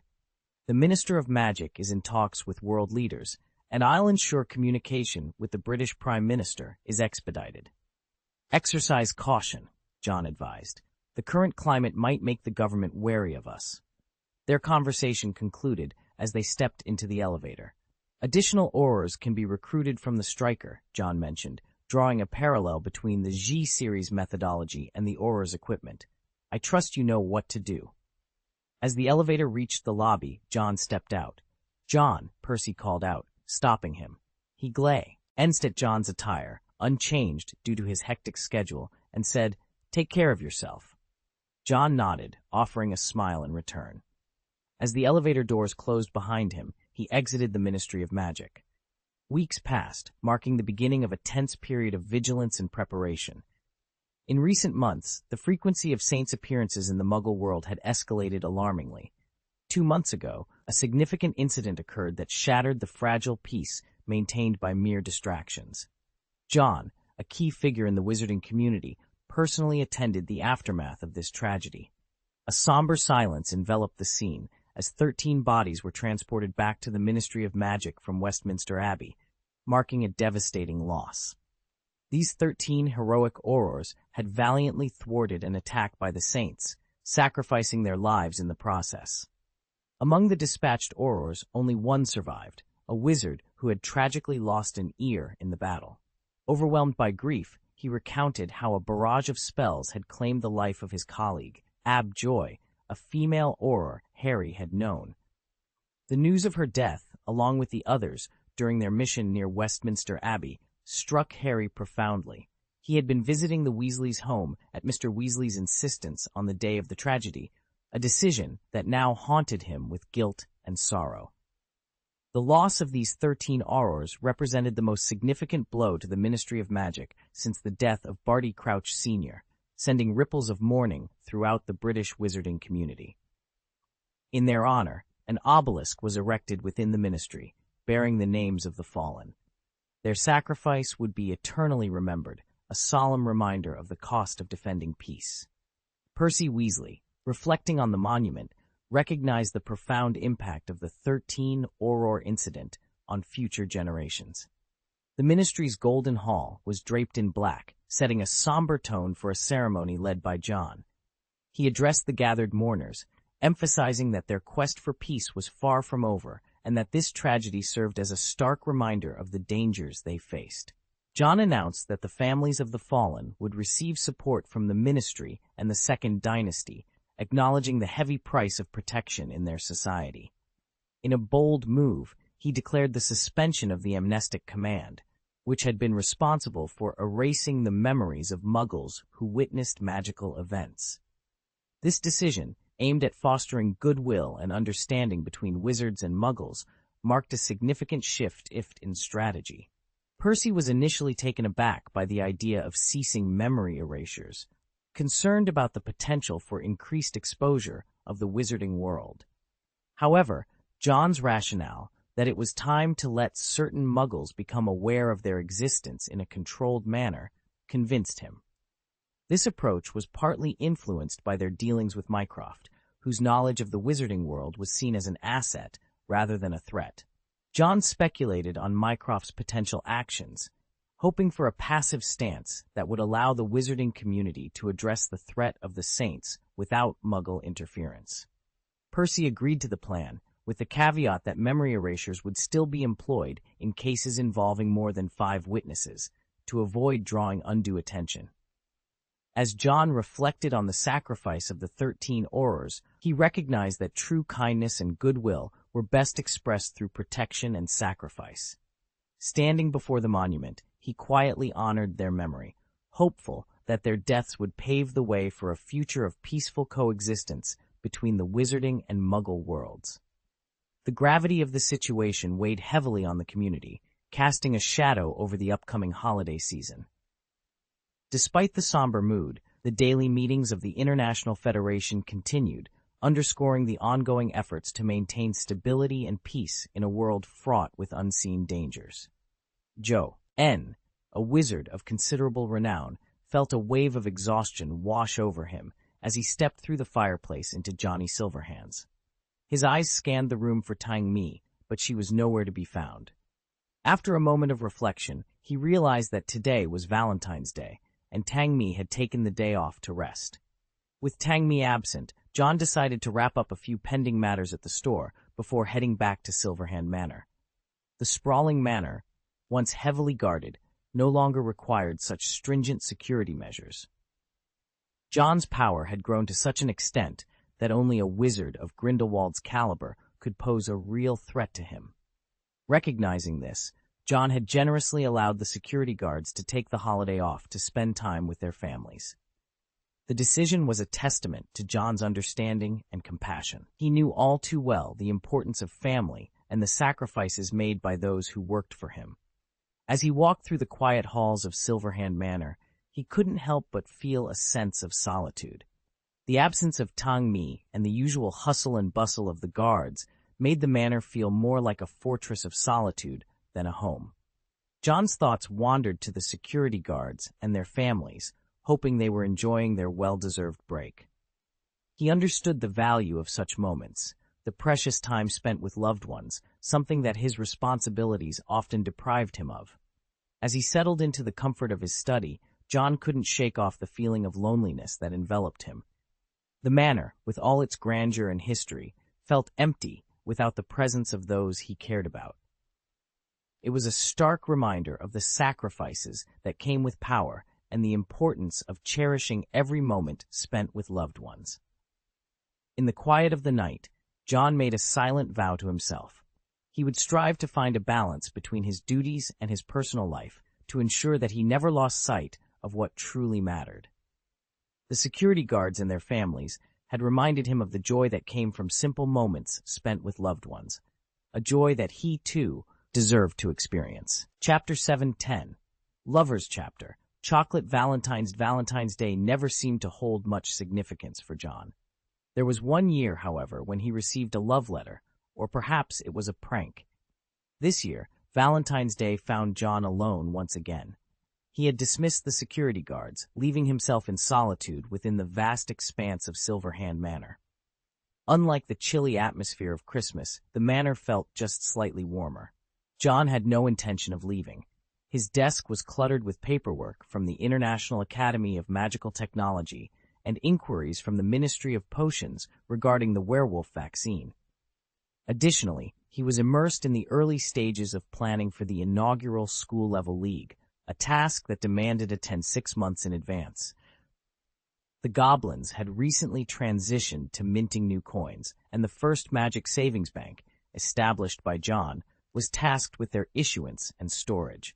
These responsibilities anchored him to his desk. Basil, John's loyal companion, stayed close to Riddle, tilting his head as he observed his master navigate through the seemingly endless documents. Tom found comfort at John's feet, while Hermo roamed the empty manor, with Hector nowhere to be found. The only sound breaking the silence was the scratch of the quill pen against parchment, punctuated by John's occasional pauses to consult various ingredients. The Bulgarian Ministry of Magic wishes to purchase more products from Silverhand?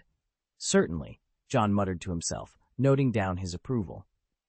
Another document mentioned a collaboration between the Second Dynasty and the Ministry of Magic, which also required John's consent. The stack of annotated documents on his right grew taller. Meanwhile, in Hogsmeade Village, the top Wizarding League had yet to commence, and Malfoy made an appearance. "Astoria, over here," he called out, waving his hand. Astoria hurried over, and the two found themselves discussing Hogwarts Quidditch over hot drinks on a bench in the village. The team led by Ginny was putting immense pressure on the Slytherin team, which struggled without a skilled seeker. Their narrow victory over Ravenclaw was hardly satisfying, as it was the opponent who had captured the Golden Snitch, much to Malfoy's frustration. During their date, Malfoy was recognized, and fans approached him for autographs. As a rising star for Puddlemere United, his future in Quidditch looked promising. Astoria beamed with pride, subtly asserting their relationship when other admirers approached. Malfoy, having learned from past experiences, was cautious, especially given his history with Potter. Cedric was getting a first-hand experience of what it meant to deal with Oriental parents. Relatives from Cho Chang's family had unexpectedly arrived in England, bombarding him with questions about his lifestyle, including his use of alcohol, tobacco, and his preferred mode of transportation. They were unimpressed with his lack of a car and his current employment status, comparing him unfavorably to a cousin with a stable job at the Ministry of Magic. Feeling cornered, Cedric explained that he was involved in a family business, which piqued the interest of Cho's relatives, especially an aunt who had previously been critical. The conversation took a turn, highlighting the cultural differences and expectations Cedric was navigating in his relationship with Cho. The revelation of Cedric's father being a high-ranking official in the Ministry of Magic, coupled with the family's substantial annual income from the Old Alliance, significantly altered the perception of Cedric within the family. Initially dismissed by my aunt and others as lacking ambition, Cedric's global adventures were now seen as the epitome of romance by those same critics. This shift in opinion highlighted the allure of wealth and status in altering perceptions. In contrast to Cedric's situation, Percy Weasley spent Valentine's Day immersed in his duties at the Ministry of Magic, much to Penello's chagrin. "Did you receive the flowers I sent?" Percy inquired, hoping to lighten the mood. Penello, recalling the flowers in her office, managed a smile, acknowledging her attraction to Percy's ambitious nature, despite feeling somewhat overshadowed by it. "Aren't you planning to visit home?" she asked, inhaling the scent of the flowers. Percy, contemplating the chaotic state of his family home, decided against it, explaining that his brothers Fred and George would be visiting instead. He shared the challenges his siblings faced. Charlie's career shift from dragon taming to retail due to the extinction of dragons, Bill's job loss following restructuring at Gringotts, and Ron's ongoing Auror training. The conversation took a turn towards the professional quandaries faced by cursebreakers, with Penello suggesting that their expertise shouldn't go to waste. Thus, their date unexpectedly evolved into a discussion about the potential creation of a cursebreaker position within the Ministry of Magic, straying far from its intended romantic nature. As evening approached, John concluded his business for the day. Noticing the time, he observed the last traces of dusk being overtaken by night. Inside, Basil the Snake dozed off while Riddle kept a watchful eye, likely concerned about its safety. Meanwhile, Hermo and Hector engaged in a playful chase outside, with Hermo riding a dog in pursuit of Hector, who protested the lack of fairness. John, stretching and inadvertently waking Basil, decided to step outside and admire the garden. Upon his return, he found Hermo and Hector squabbling over a piece of chocolate. Curious, John intervened and inquired about its origin. Both pointed to a paper crane, which John recognized with a hint of familiarity. Upon opening the crane, he found a message suggesting he take a break with some chocolate. Smiling at the familiar handwriting, John indulged in the chocolate, appreciating its taste. Outside Silverhand Manor, Daphne watched, her cheeks flushed with a hint of embarrassment.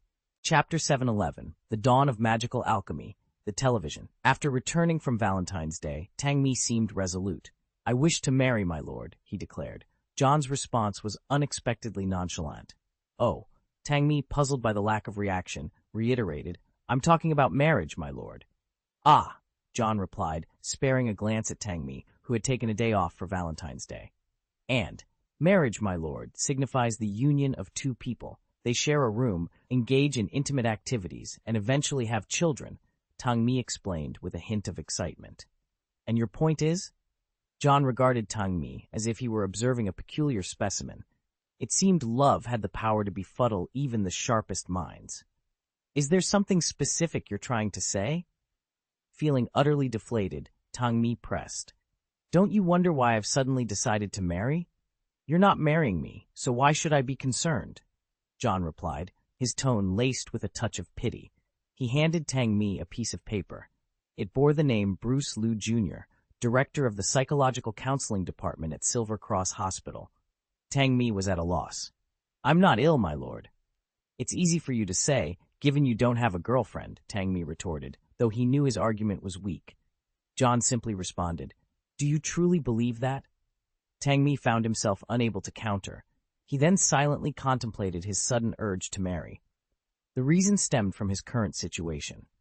Ozzy Hurd, though outwardly strong, harbored a delicate and sensitive heart. As her partner, Tang Mi felt compelled to offer her the security she needed. Thus, in a moment of passion on Valentine's Day, he had proposed on bended knee. The proposal was so unexpected that even Ozzy was taken aback, yet she accepted. "I believe it's my duty to take responsibility," Tang Mi declared, a sense of purpose shining in his eyes. John, seemingly uninterested, continued to review some reports. "Do you think you're being irresponsible?" Tang Mi's enthusiasm waned, and he felt a wave of loneliness. "I've been making decisions independently during this critical time." "What time are you referring to?" John inquired, finally setting aside the reports. "The time when everyone is on edge, preparing for what may come. We're uncertain if tomorrow will even arrive," Tang Mi sighed, referring to the recent attacks and sacrifices within their community. The weight of recent events had led him to prioritize personal happiness on Valentine's Day, a decision that now filled him with guilt. "The world is not as fragile as you think. Tomorrow will come. You just need to live each day to its fullest," John reassured him. "The saints resort to desperate measures because they know they cannot defeat us. Only the victor can afford to view the desperation of their foes calmly." John's words gradually lifted Tang Mi's spirits. "Since you're feeling guilty," John mused, "you'll be in charge of promoting the use of our new product." Tang Mi had a sinking feeling that this was not going to be an easy task. John's smile suggested that this assignment might help alleviate his guilt. After nearly 4 months of intense research, the Alchemy Department of the International Academy of Magic Technology unveiled its first product. In the Grand Alchemy Hall, where magic and technology intertwined, a group of alchemists awaited John's arrival with bated breath, much like students anxious about their grades. Before John, a novel invention was displayed, a square box with an antenna and a circular dial. Tang Mi observed the device, intrigued. John approached and announced, "Utilizing the magic power crystal, we've developed this, the magical television, a groundbreaking fusion of magical energy and Muggle technology." A wizard, whose attire blended seamlessly with the shadows, stepped forward to elaborate. In the heart of the magical world, a unique base station stood, its purpose, to transmit signals in a realm where electronic products were typically rendered useless by the pervasive magic. The key to this technological marvel was the mutual compatibility of magic crystals, which were ingeniously transformed into a form of magic, creating a launch wave essential for signal transmission. With a mix of anticipation and nervousness, the operator pressed the switch. Instantly, the round box, intricately connected to the magic crystal, emitted a signal wave through its antenna. This wave found its way to the nearby TV, altering the snowy screen into a clear display. However, what appeared was a restricted drama, causing an awkward silence among the onlookers. The alchemist's face was unreadable, but his voice seethed with anger. "Reynolds." "Oh, I'm sorry, I forgot," came the sheepish reply from Reynolds, who quickly stood up, adjusted the knob, and the inappropriate content vanished from the screen. "I forgot to change it after watching yesterday. Muggle shows are quite fascinating, aren't they?" he added, trying to lighten the mood. "Reno," the alchemist snapped, clearly not amused. "All right, I'm going," Reynolds conceded, retreating to the back row, where he muttered to a wizard about the alchemist's seemingly early onset of menopause and speculated about dissatisfaction in his personal life. John, observing the scene, couldn't help but think that Reynolds would soon be feeling the love from his alchemist colleagues. As he delved into various debugging programs, John discovered an issue with the TV's reception range. It was too broad, allowing unrestricted access to all sorts of programs, including those meant to be restricted. This essentially granted full rights to any viewer, a feature that, while impressive, was not suitable for their intended audience. "No," John finally said, his decision clear. The alchemists' faces fell, thinking their hard work over the past 4 months had been in vain. You need to add some restrictions. John continued. Simplify it. We don't need so many channels. John's concern was for the welfare of young wizards. He didn't want this new invention to inadvertently expose them to harmful content. To the alchemist's surprise, their project wasn't a failure. It just needed refinement. The potential of magic power as a clean, efficient energy source was not lost on John. A magic crystal, once converted into electrical energy, could generate power for a year without pollution, offering a sustainable alternative to nuclear power. With visions of harnessing this energy for the greater good, John tasked the alchemy department with simplifying the TV's functions and establishing a new brand, Silver Hand Magic Power. This brand symbolized a device powered continuously by magic, eliminating the need for John to produce magic crystals himself. The alchemy department, a veritable magic manufacturing powerhouse, could produce an endless supply of energy, far surpassing the capabilities of nuclear power plants. After days of diligent work, the world's first Silverhand Magic Power TV was unveiled. John entrusted the sales to Tong Mi and sought the help of Rita Skeeter and Xenophilius Lovegood, editor-in-chiefs of prominent wizarding newspapers, to promote the innovation. Thus, Prophet TV and Corner TV were established, marking a significant milestone in wizarding communication. Prophet TV would handle news broadcasts, while Corner TV focused on entertainment and various programs. John's strategic planning ensured that the magical world would soon embrace television, a medium that promised to enrich and inform its viewers. The Weasley twins, always keen supporters of innovation, were among the first to purchase the largest Silverhand Magic Power TV, proudly displaying it in front of their store, signaling a new era in magical entertainment and information. In the bustling streets of the wizarding world, an innovative spectacle caught the eyes of many, the first commercial ever to grace this magical community. It was for Weasley's Wizard Wheezes, specifically advertising their latest creation, the Fire Dragon puzzle toy. Curious onlookers were drawn to the television set displaying this marvel, a concept still novel to many in the wizarding realm. They soon learned that this was a new venture by the company Yinshao. Rumor had it that Mr. Weasley, intrigued and perhaps a bit enchanted by the technology, had acquired a television set for his own home that very night. At the time, television in the wizarding world was in its infancy, with only a handful of channels available. Yet one channel in particular had quickly risen to prominence, Corner TV.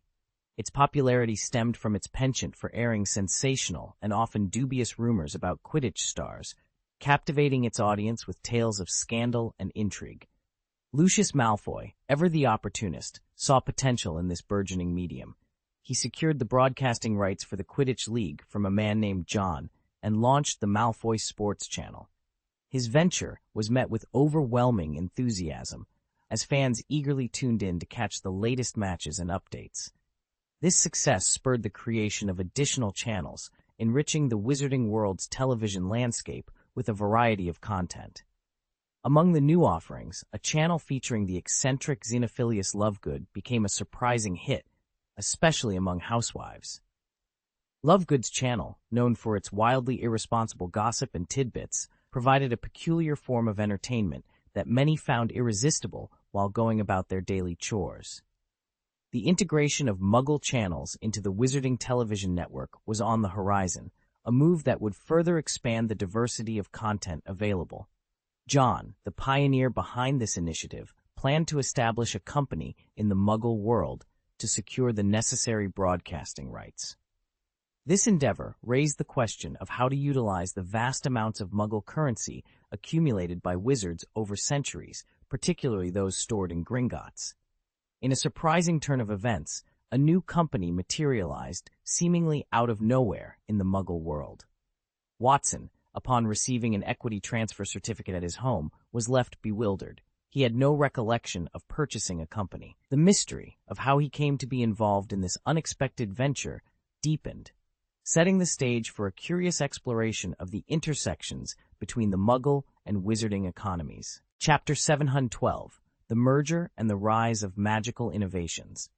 The resurgence of the Silverhand's influence in the wizarding world marked a significant turning point, especially with the introduction of magical power products.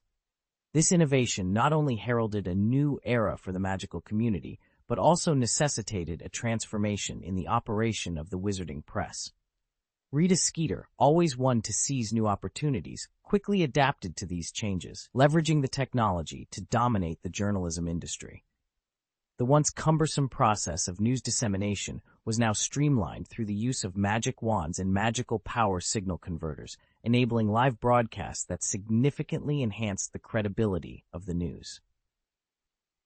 John, understanding the potential of this shift, decided to use his influence to further the legacy of the Daily Prophet. His ambition was not just to continue the newspaper's tradition, but to utilize its reach for a greater purpose. His first major initiative involved the Researchers Association, a cornerstone of magical research that even the combined might of the Ministry of Potions and Alchemy could not overshadow.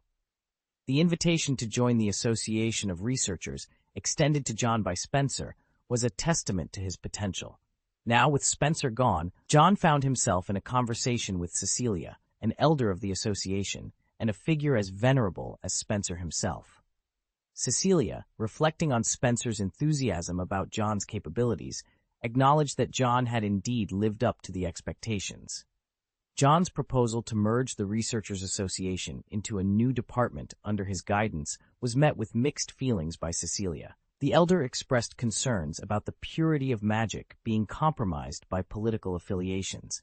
However, John reassured him that the merger's aim was to provide an undisturbed environment for magical research, free from the distractions of the outside world. John envisioned a secluded location known only to him where the researchers could work in peace, away from any external influences. Cecilia, wary of the implications of such isolation, was initially hesitant. The idea of their whereabouts being unknown and their return being contingent on the International Federation of Wizards portal was daunting. Yet, John's assurance of their safety and the promise of an undisturbed research environment began to sway Cecilia's skepticism. The proposal was not about imprisonment, but about protection, especially in the face of potential conflicts with the non-magical world. John saw the researchers as a hidden asset that could safeguard the magical community in times of crisis. Cecilia, recognizing the sincerity in John's intentions, requested to see this mysterious location before making a final decision. As John conjured a golden thread that sliced through the air, revealing a portal, Cecilia's apprehension gave way to a budding trust. The demonstration of John's power and his commitment to the well-being of the magical research community was a compelling argument. Strength, as it turned out, was indeed a persuasive force, and Cecilia found himself on the cusp of a decision that could redefine the future of magical research. John Wick extended an invitation to Cecilia, leading her into a hidden sanctuary. This place, a city veiled in secrecy upon the sea, was unknown to the outside world.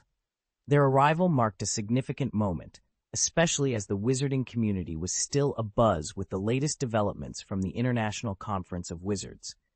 At the conference, a wizard clutching a mysterious black box captured everyone's attention. Murmurs filled the air as people speculated about his identity and the nature of the object he held. This scene, broadcasted to every magical television, even interrupted Mrs. Weasley's cooking, as she was keen on hearing about Lockhart's escapades in France.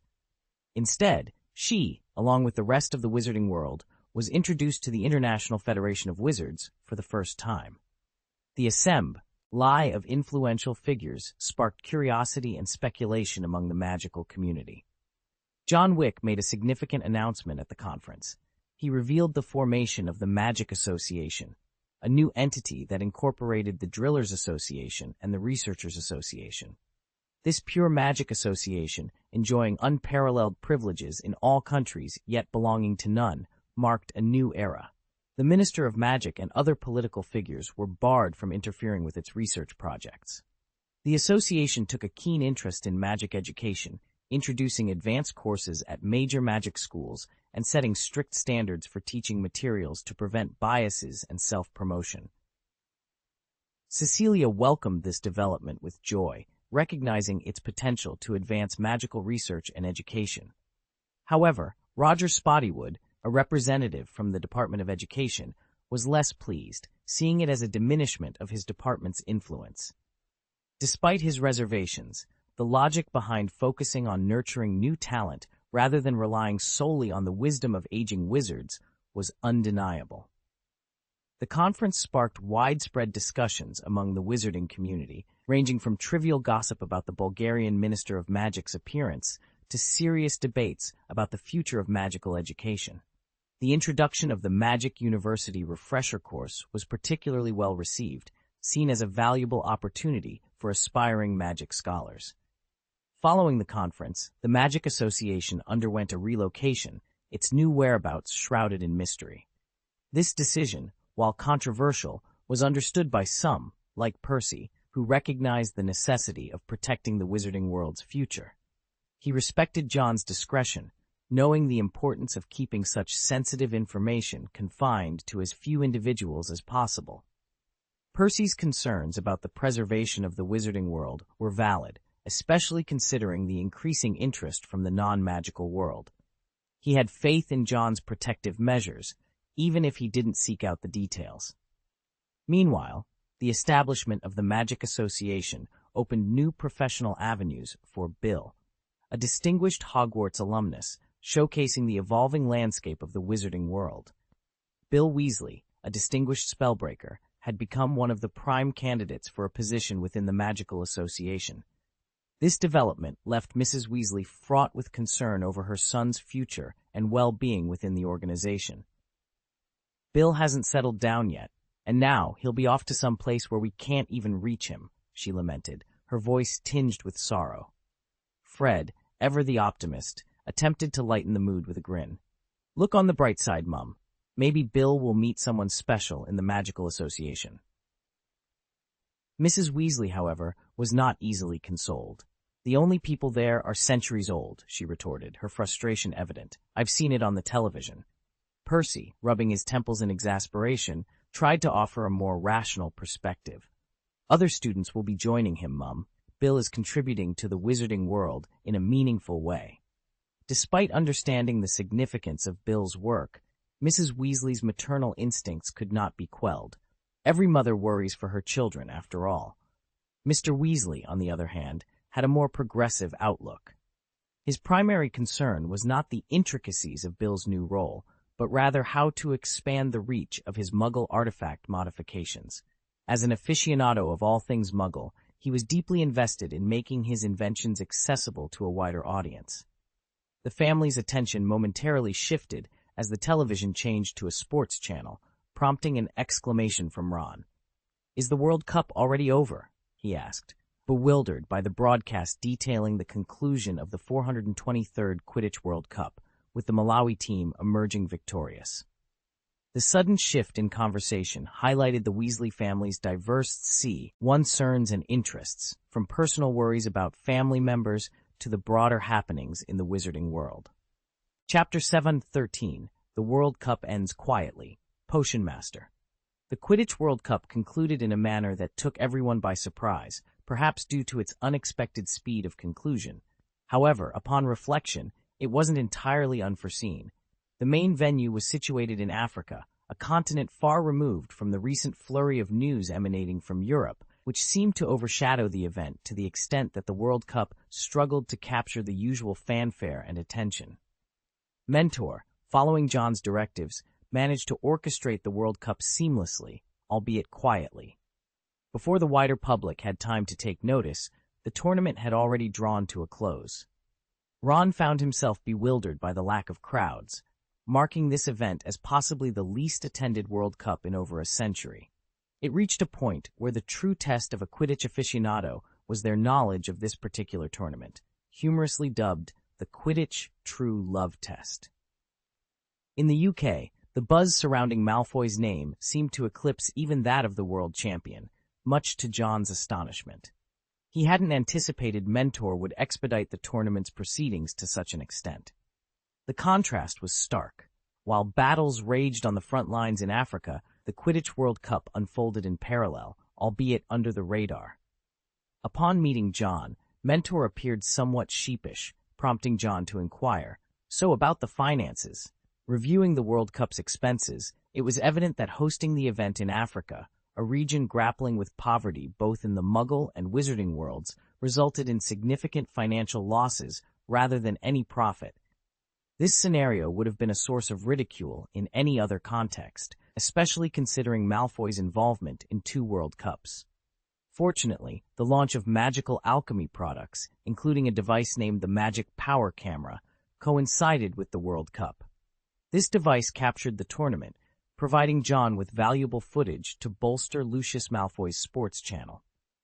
3 major stories dominated the Wizarding world's headlines: the introduction of magical power products, the establishment of the Magic Association, and reports on the Saints. The latter, in particular, stirred strong emotions among wizards, who eagerly awaited news of the Saints' demise rather than reports of Auror casualties. Families gathered around their Magic Power TVs each evening, with men frequenting taverns to discuss the latest developments.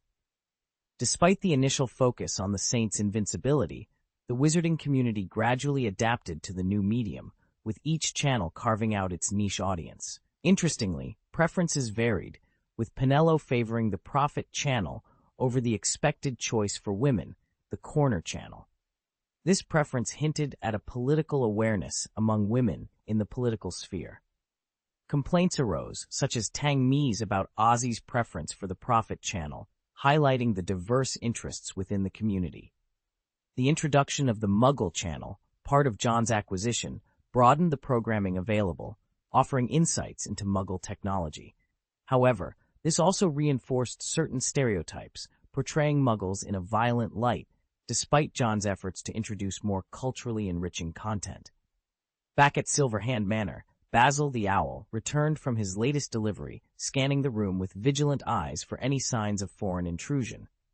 John, meanwhile, perused a letter from Lockhart, contemplating the reactions of the Wizarding world's elite to the recent developments. In the midst of his fascination with television, Gilderoy Lockhart, during his tenure at Hogwarts, had the audacity to adapt his own works into dramas for teaching. Seizing the opportunity for broader exposure, Lockhart eagerly proposed that his works be adapted for the big screen, even suggesting himself for the lead role. John, however, dismissed Lockhart's request, believing that such endeavors were best left to professionals. Lockhart, he thought, H.T., would be better served focusing on his next book. Nonetheless, John acknowledged that Lockhart's series, as a premier intellectual property in the Wizarding world, certainly had the potential for screen adaptation. Yet, John was not ready to fully embrace the entertainment industry, which was fraught with complexities from both the Muggle and Wizarding worlds. He aimed for wizards to understand Muggles, not to become like them. As March progressed, the Wizarding world continued its advancements unseen by the wider world, particularly at the International Academy of Magic Technology. In the Department of Potions, Deputy Dean Dharma Alex was engrossed in a challenging project. For months, he had been secluded, surrounded by thick black smoke and mountains of research materials, his bald head and red eyes visible through the haze. Overusing stimulants had led to black smoke billowing from his ears as he lamented the difficulties of developing a werewolf vaccine. Despite recruiting numerous potion masters from the Master of Magic Association, the team struggled to make progress. Each potion master's interpretation of the research led to 10 different potions, highlighting their diverse understandings. Frustrated, Dharma Alex realized they needed a unified approach. Failure was not an option, especially after his bold claims of success. Thus, he initiated a renewed effort in werewolf vaccine research, rallying his team with the promise of the prestigious Merlin Medal. However, the team faced internal disagreements.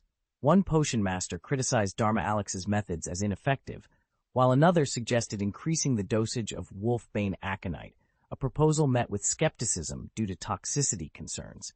The debate highlighted the potion master's pride and reluctance to compromise, leading to a cacophony of arguments.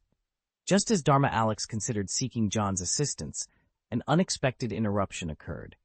An owl, nearly suffocated by the smoke, delivered a howler letter, instantly silencing the room. The potion masters exchanged curious glances, wondering who the recipient of the howler might be and whether it could offer a solution to their impasse. The roaring letter was addressed to Dharma Alex, who walked over with a frown, picked it up, and examined it. It was indeed for him. He remained silent, but as soon as he touched the letter, it activated. "Dharma Alex Belby," boomed Slughorn's voice, so powerful that the surrounding black smoke seemed to recoil. As the newly appointed headmaster of Hogwarts, Slughorn had dedicated 3 months to his thesis.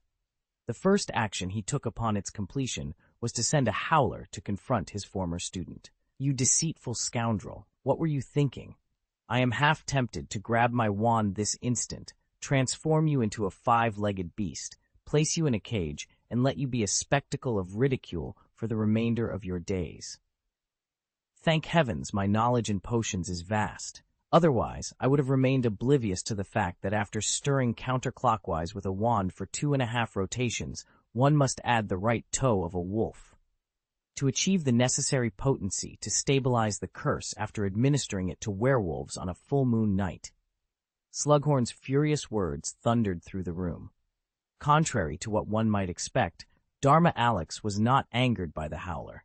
Instead, he felt an urge to embrace the letter in gratitude. The reason for their previous failures was now clear. Their mistake lay in considering only the dosage suitable for wizards, completely overlooking the physiological transformations that occur after one becomes a werewolf. It wasn't just him. The entire potions department ceased their bickering instantly. With an unprecedented sense of unity, they commenced a new round of potion refinement without the need for extensive discussion. Before long, a newly concocted bottle of werewolf vaccine was produced, promising a breakthrough that could change the lives of many. Chapter 714: Success of the Werewolf Vaccine. In the dead of night, Hogwarts headmaster Horace Slughorn was reportedly attacked by a bald man who left 3 black marks on his aged face. Meanwhile, Dharma Alex Belby, the esteemed vice president of the International Academy of Magic and Technology Research, was seen running naked through Hogsmeade Village, proclaiming his love for his teacher. This bizarre incident sparked rumors of a scandalous teacher-student relationship, leaving many to question the authenticity of the news. John, upon hearing these rumors, initially doubted their truth and considered reprimanding Xenophilius Lovegood for spreading what he believed to be false information. However, his skepticism was quickly dispelled when Dharma Alex arrived at Silverhand Manor in the same disheveled state, prompting John to offer the services of a reputable psychologist, wondering if he had inadvertently caused Alex undue stress. Dharma Alex, however, was ecstatic, claiming a significant breakthrough. I succeeded, he exclaimed, his excitement palpable. John, though taken aback by Alex's state, was intrigued by his claim. Reluctantly, John agreed to follow Alex, albeit through a private transmission channel, to avoid attracting unwanted attention. To John's astonishment, he discovered that Alex was not the only one celebrating in an unconventional manner. A group of elderly potion masters were also reveling in their success, albeit in a less clothed fashion. Their celebration centered around a bottle of potion, clear as spring water, which they presented to John with eager anticipation. John, focusing on the potion rather than the peculiar scene before him, learned that it was the result of tireless efforts to complete a project he had initiated. The potion, a potential vaccine against lycanthropy, required testing on volunteers. John decided to recruit werewolves from Azkaban for this purpose, with Sophie assisting in gathering the subjects. Dharma Alex explained that the vaccine required 2 doses, one during the human phase and another during the transformation at the full moon. John proceeded with the injections, first administering the vaccine to the werewolves in their human form, and then, during their transformation, using a large needle to deliver the second dose.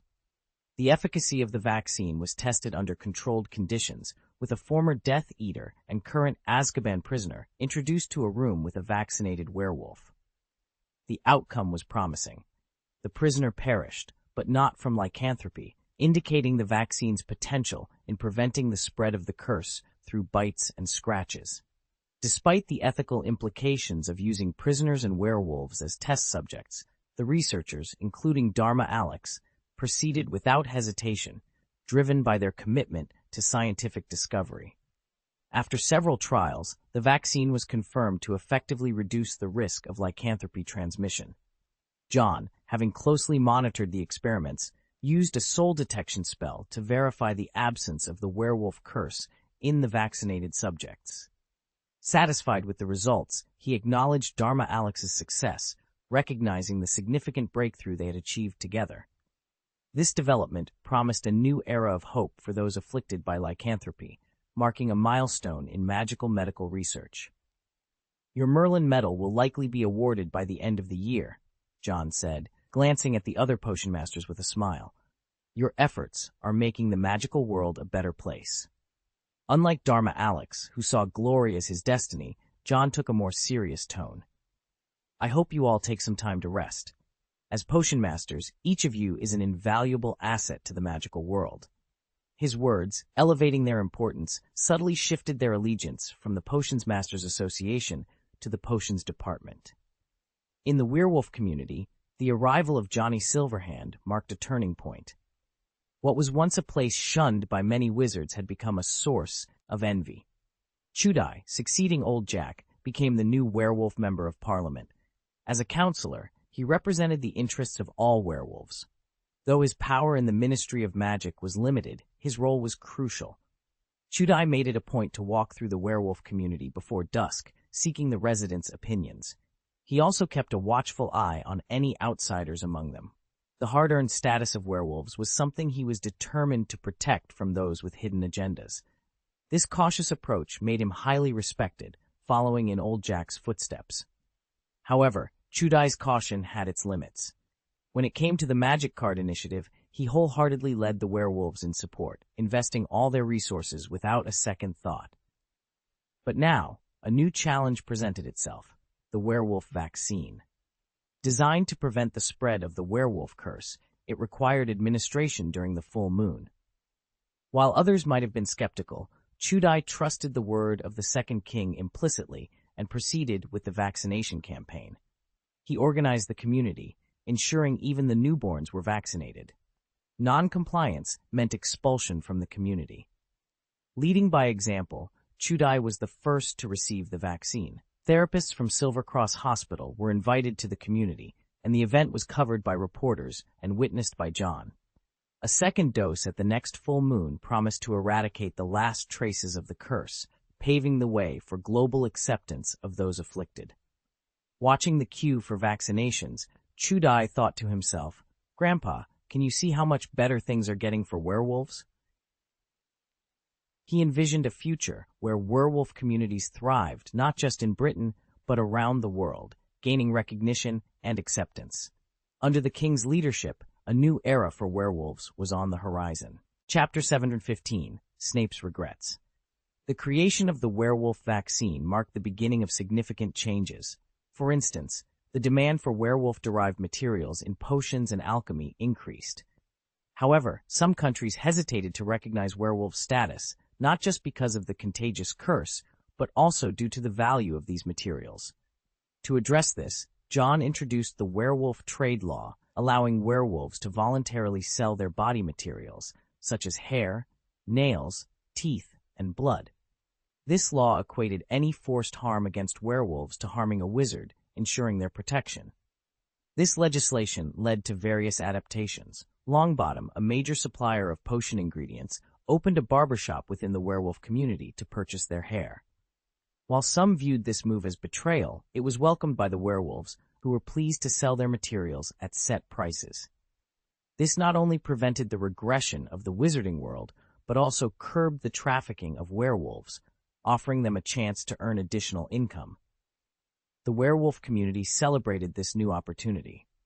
The potions department, under the leadership of Damo Alex, gained widespread recognition. Following their successful endeavors, the department members were required by John to undergo quarterly health checkups at the Silver Cross Hospital, emphasizing the importance of their well-being as invaluable assets to the wizarding world.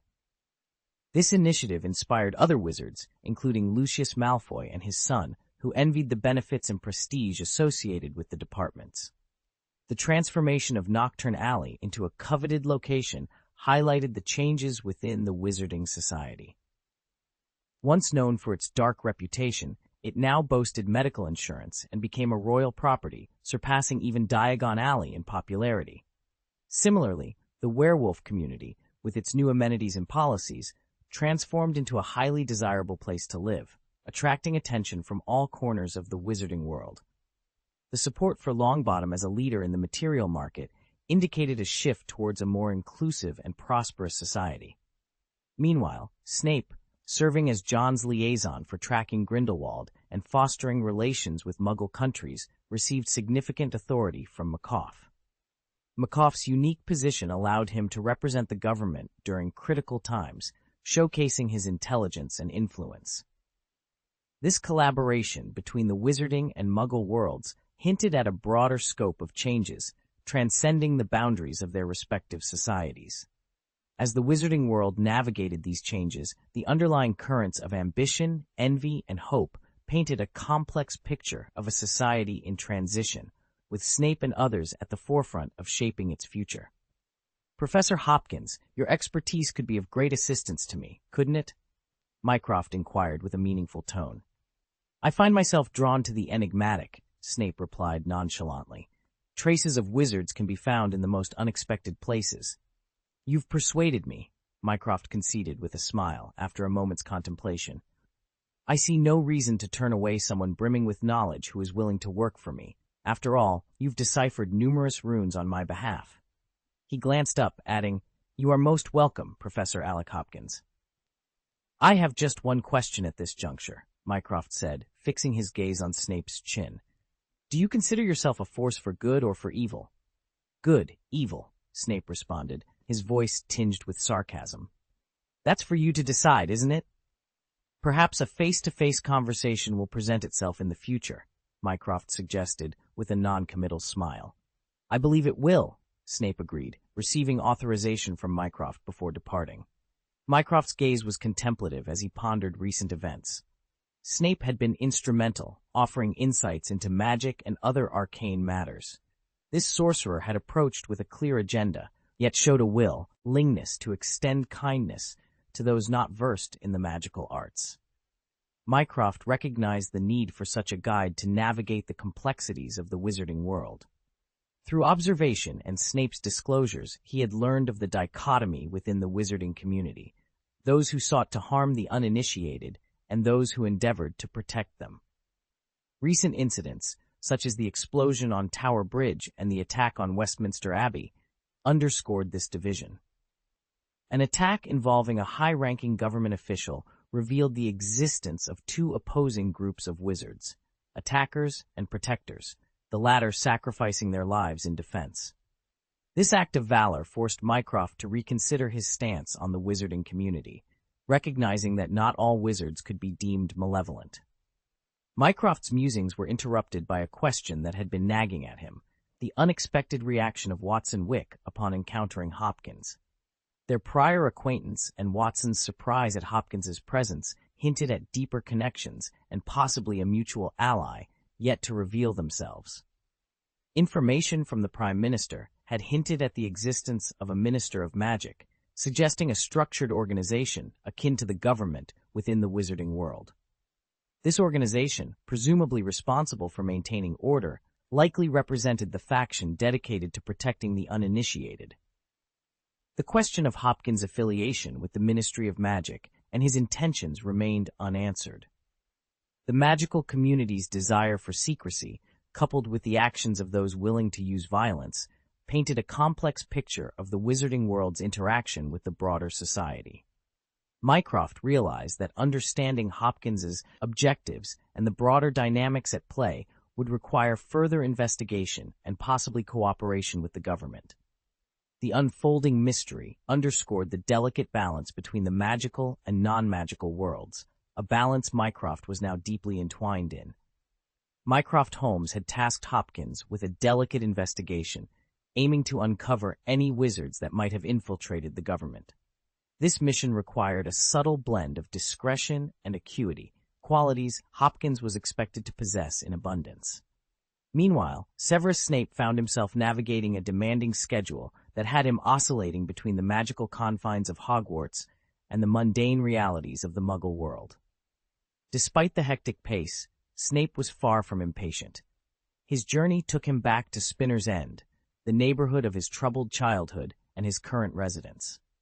His early years were marked by hardship and sorrow, a stark contrast to the brighter moments provided by a girl who had briefly illuminated his dark world. Without her, Snape often pondered, he might have become one of Voldemort's most fervent followers.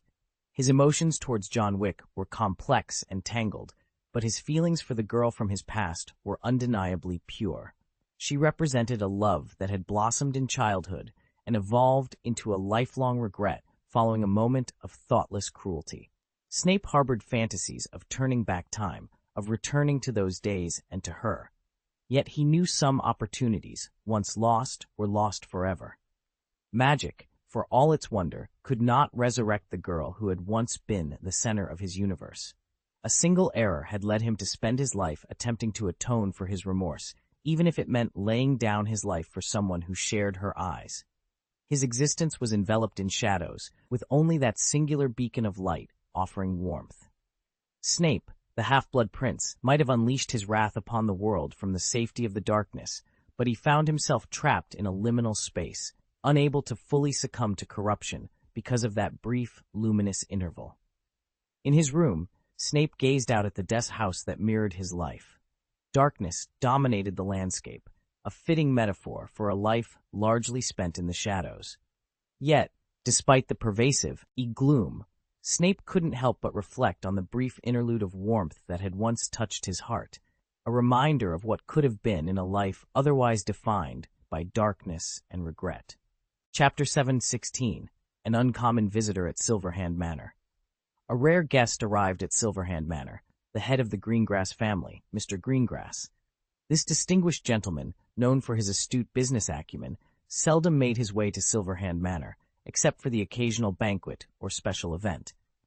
The reason for his infrequent visits became apparent through the complex yet admiring glances he often cast towards John. His admiration was straightforward. The second king stood tall among the mighty. John had single-handedly established a new dynasty, inspiring loyalty and the will to follow in many. However, Mr. Greengrass harbored mixed feelings, especially when he thought of his daughter, who often found herself in fits of laughter, rolling around on her bed. This time, his visit was prompted not by familial concerns, but by the appearance of a black owl at his home the previous day.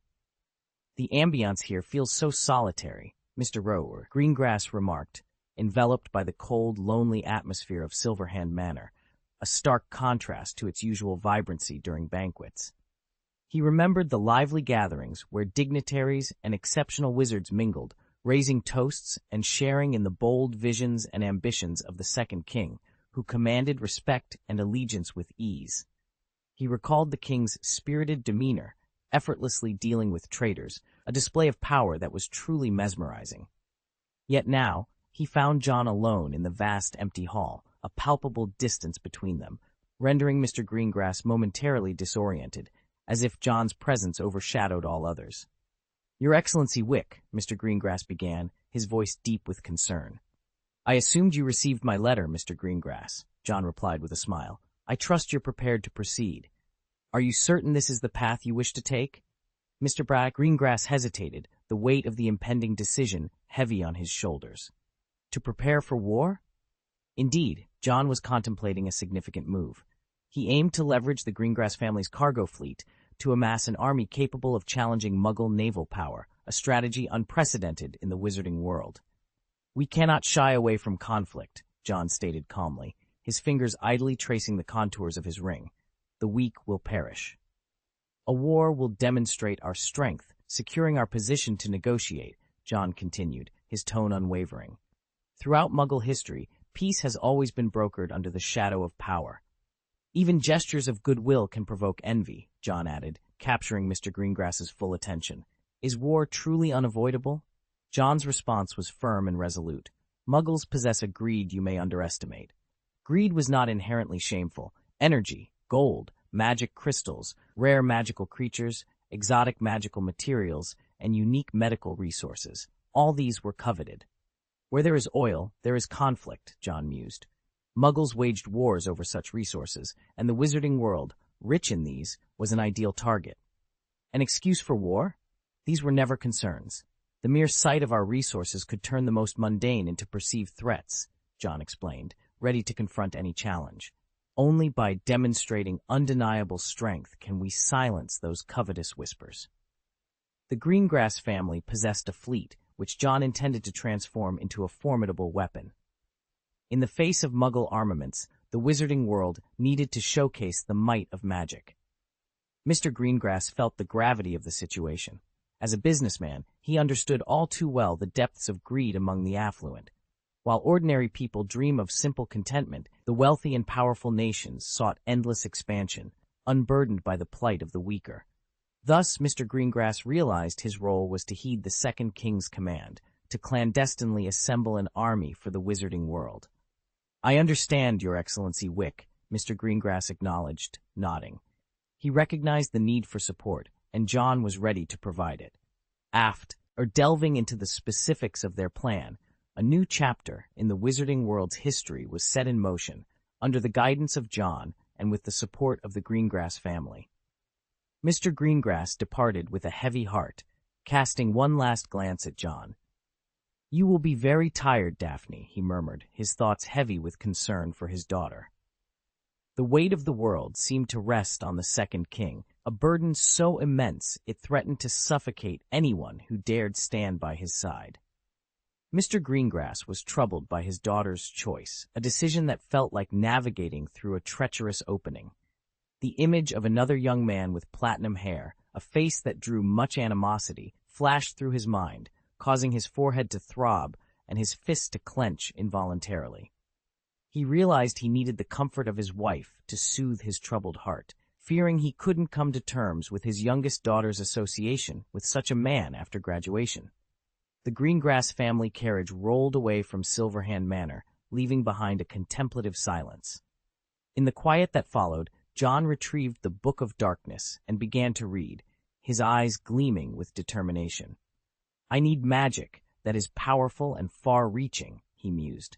He understood the harsh reality that war, with its inevitable sacrifices, was a necessary evil for the flourishing of the wizarding world. "We're going to take the place of justice, right, Professor Snape?" he asked, turning to face Snape, who had silently emerged from the shadows.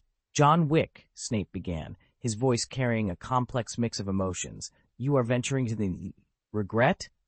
John responded with a chuckle, dismissing the notion. "That's not in my nature." Snape approached, his expression serious. "Your choices seem inhumane, favoring the minority over the majority." "I'm not the saint you were expecting," John stated firmly, remaining seated. "I've never claimed to be on the side of justice." He then raised his hand, and the Slytherin locket opened, releasing the dark resurrection stone into his grasp. "This curse, should it not be deemed evil?" John pondered aloud, his fingers caressing the stone. Snape's gaze was fixed on the resurrection stone, fully aware of its malevolent nature. The pain of past regrets was a wound that never fully healed, and the resurrection stone only served to reopen those scars. "Are you certain, my dear Dean?" John inquired, offering Snape a choice. "If it's a glass of poisoned wine," Snape replied with a solemnity that lacked his usual ambiguity, "then let me drink it here."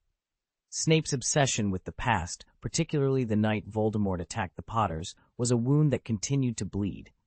Yet, he was unafraid of the pain. "As you wish, Severus Snape," John said softly, holding the resurrection stone tightly. A strange energy emanated from John, and in Snape's eyes, the image of the woman he had never stopped loving appeared. In that moment, Snape's allegiance to Voldemort seemed insignificant compared to the overwhelming sadness and guilt he felt. John observed Snape, who was now completely absorbed in the vision of the woman he loved. Snape's body trembled, torn between the desire to approach and the humility that held him back. This was the most profound fantasy and the most absurd reality for Snape, one that would shatter if touched. Yet, in that moment, he wished it to be true. John watched his dean silently, offering no jest.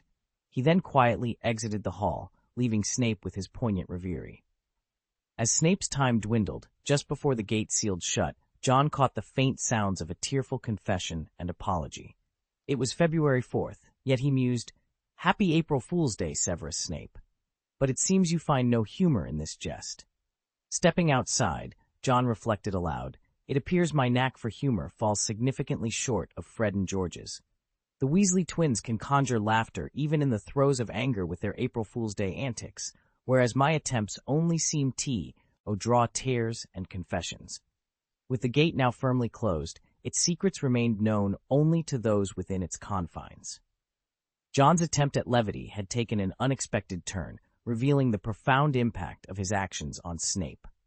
Unlike the light-hearted pranks of the Weasley twins, John's joke had unearthed deep emotions and regrets, leaving a lasting impression on both him and Snape. Chapter 717, The Rubber Duck Fiasco at Weasley's Wizard Wheezes. Weasley's Wizard Wheezes had become a staple in Diagon Alley, known for its innovative and often humorous magical products. Fred Weasley, now a married man, had recently taken to selling an unusual item, Muggle rubber ducks. The fascination with these Muggle novelties had grown among the wizarding community, largely due to the influence of television, a relatively new entertainment source for wizards. Spotting a unique business opportunity, the Weasley twins had sourced these rubber ducks to sell in their shop. Their first customer was none other than their father, Arthur Weasley, who had taken a particular liking to the rubber duck, often found serenading it during his baths. The shop itself had become a landmark, drawing crowds with its looping television commercials and massive billboards.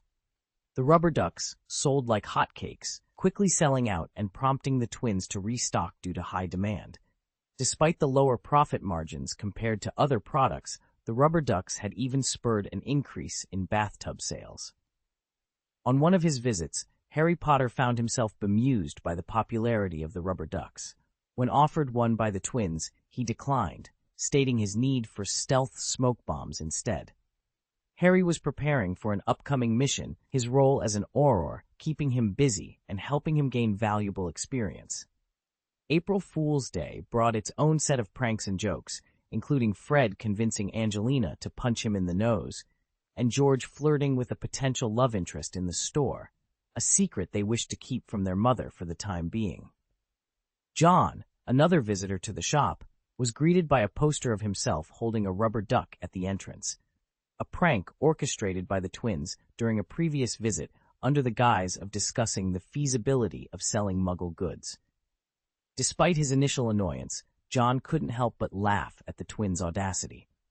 Upon entering the shop, George loudly announced John's arrival, causing a stir among the customers.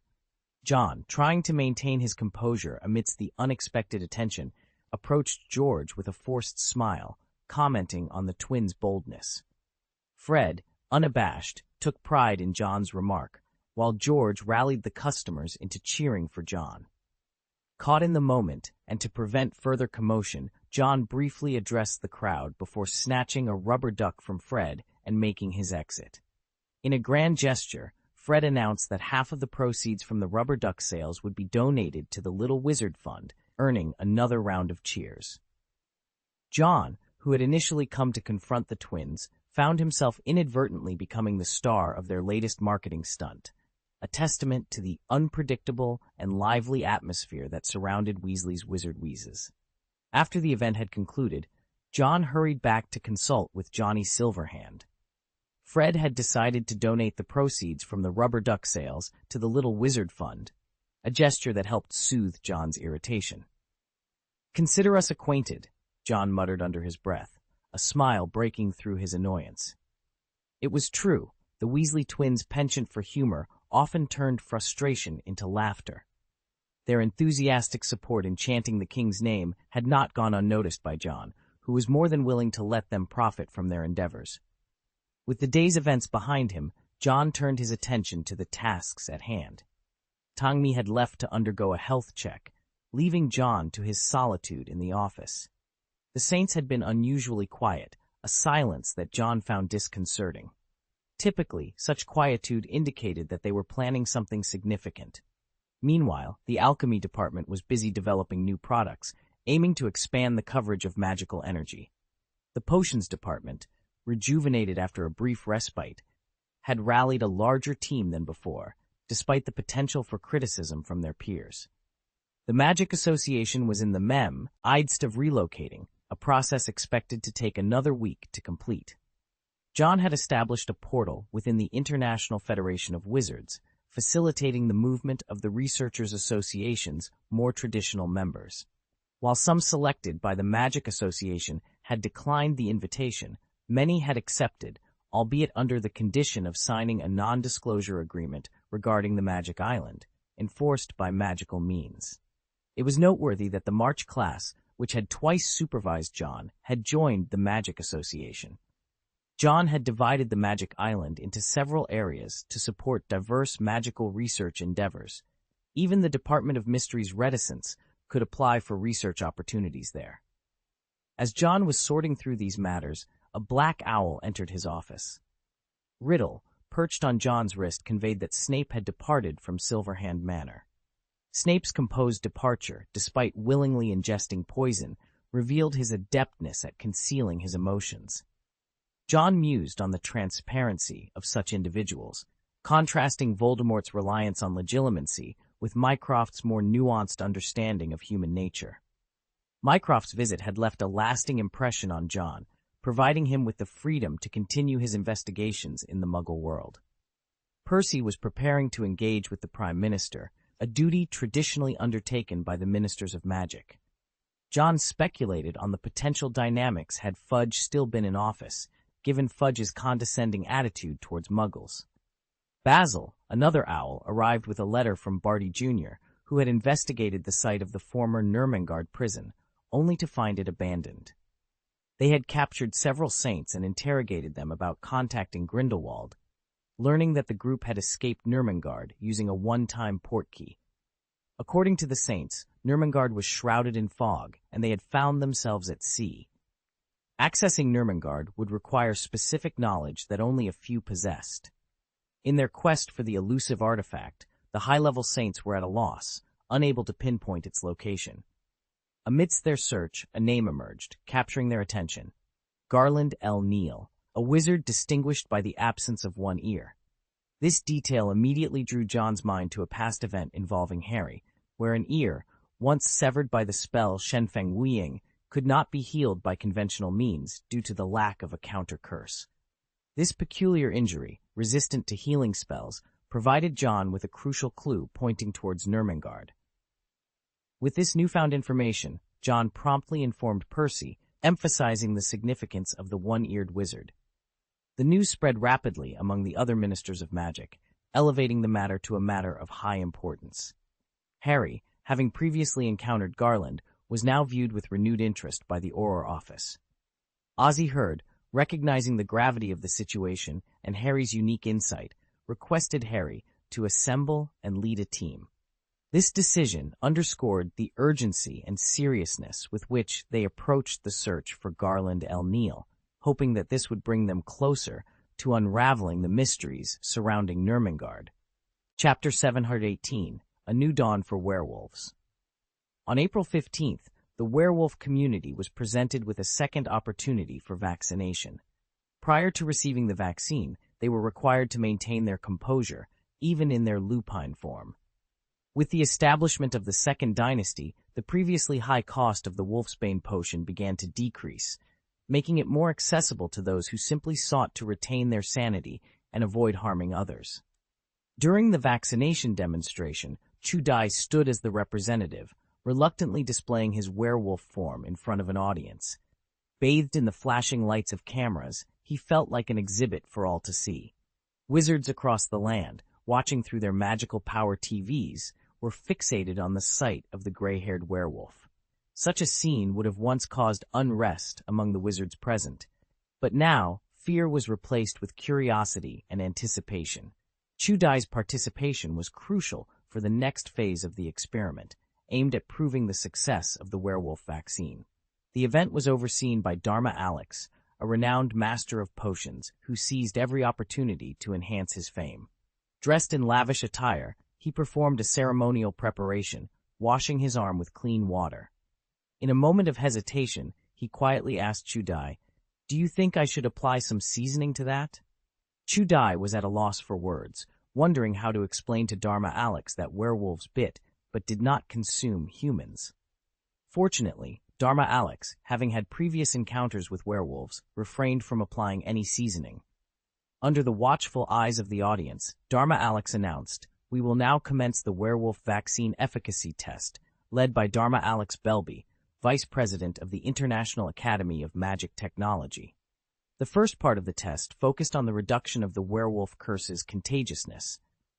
Dharma Alex extended his arm towards Chu Dai, who bit into it. Blood quickly flowed from the wound, but Dharma Alex showed no fear, only excitement. Observers were prepared for the possibility of witnessing the transformation of a new werewolf, but as time passed, it became clear that Dharma Alex remained unaffected, aside from the paleness caused by blood loss rather than any curse. The experiment demonstrated that the vaccine successfully neutralized the curse-spreading ability of a werewolf's bite. Following this, Dharma Alex allowed Chu Dai to scratch him, taking care to immediately address the wound. After another half hour, there was no sign of transformation, further confirming the vaccine's effectiveness. News of the successful experiment spread rapidly through Magic Power TV and newspapers, dispelling the last of the fears surrounding werewolves in the wizarding world. At the next International Federation of Wizards conference, John announced the motion to grant werewolves equal status within the wizarding community had been adopted. The Werewolf Trading Act was subsequently passed, ensuring protection and rights for werewolves, who could now fully integrate into wizarding society. The Silver Wolf School of Magic began recruiting teachers from outside its community, and the Silver Wolf Howling Quidditch Club opened its doors to new players. Plans were set in motion to construct the Silver Hand Fashion Building, which would include a Quidditch pitch specifically designed for werewolves. The potential success of the Silver Wolf Howling Club in top league competitions promised significant benefits. Tangmi, the nominal owner of the club and a passionate Quidditch fan, took a keen interest in these developments. Her commitment to the club's success was evident, as she held high standards for all involved. In the process of selecting candidates, he realized the necessity of assembling a team comprised solely of pure werewolves. With the new season on the horizon, Malfoy was stepping up his training regimen. As a rookie who had risen to prominence as a sought-after seeker in less than a season, Malfoy found himself the center of attention. During his training, Handing Puddlemere Jr.'s office became a hub for other club owners. "Puddlemere, I believe you've caught wind of the recent developments," one of them remarked. "Do you mean the new player trading system?" Handing's heart sank at the question. The thought of other clubs poaching his players was a concern. His worries were not unfounded. The introduction of the player trading system had sent ripples of concern through the owners of various clubs. Previously, Quidditch players would join a team and typically remain with that team until retirement. This system allowed club heads to make long-term decisions about their players. However, the landscape was changing. The head of the Quidditch committee, Ment, had learned of a new player trading system at a party. This system would allow clubs to bid for players from other teams during a designated trading period. Suddenly, every club was meticulously caring for their star players, fearful of losing them to rivals. The rationale behind Mentor's decision was unclear, though it was suspected to be influenced by the Second King's numerous reforms since taking office. After the other club heads had left, Handing gazed through the glass at Malfoy, who was diligently training. "I need to showcase Puddlemere United's new star to our fans," he thought. Since John had taken leadership, he had exposed numerous flaws in the previous administration of the International Federation of Wizards. His reforms had permeated every level, particularly the Department of Education, which had been under Roger Spottywood's significant influence. John's first move was to establish a school-level league to foster inter-school exchanges, though it also allowed the Quidditch Committee to exert influence. An audit group was formed to assess the teaching quality of various schools, followed by a review of their teaching materials by the Magic Association. This effectively dismantled the Education Department. Despite the upheaval, Roger found himself unable to criticize these changes, as the major lapses had occurred during the Second King's tenure at school. Even if he felt targeted by these reforms, he couldn't deny their necessity. The only remnants of the old system were the names and registrations of the magic schools. The wizarding world was in a state of flux. John aimed to address the gaps left by the magic society over the past century. His approach might leave some behind, but it was a preferable alternative to the entire community lagging. By improving the economy and reforming education, John leveraged his influence to set the stagnant magic train back in motion. Ahead, the tracks forked, leading to a future divided between the minority and the majority. A new crisis caused the magic train to accelerate from a slow pace to a wild, uncontrollable speed, nearly resulting in the Prime Minister's death.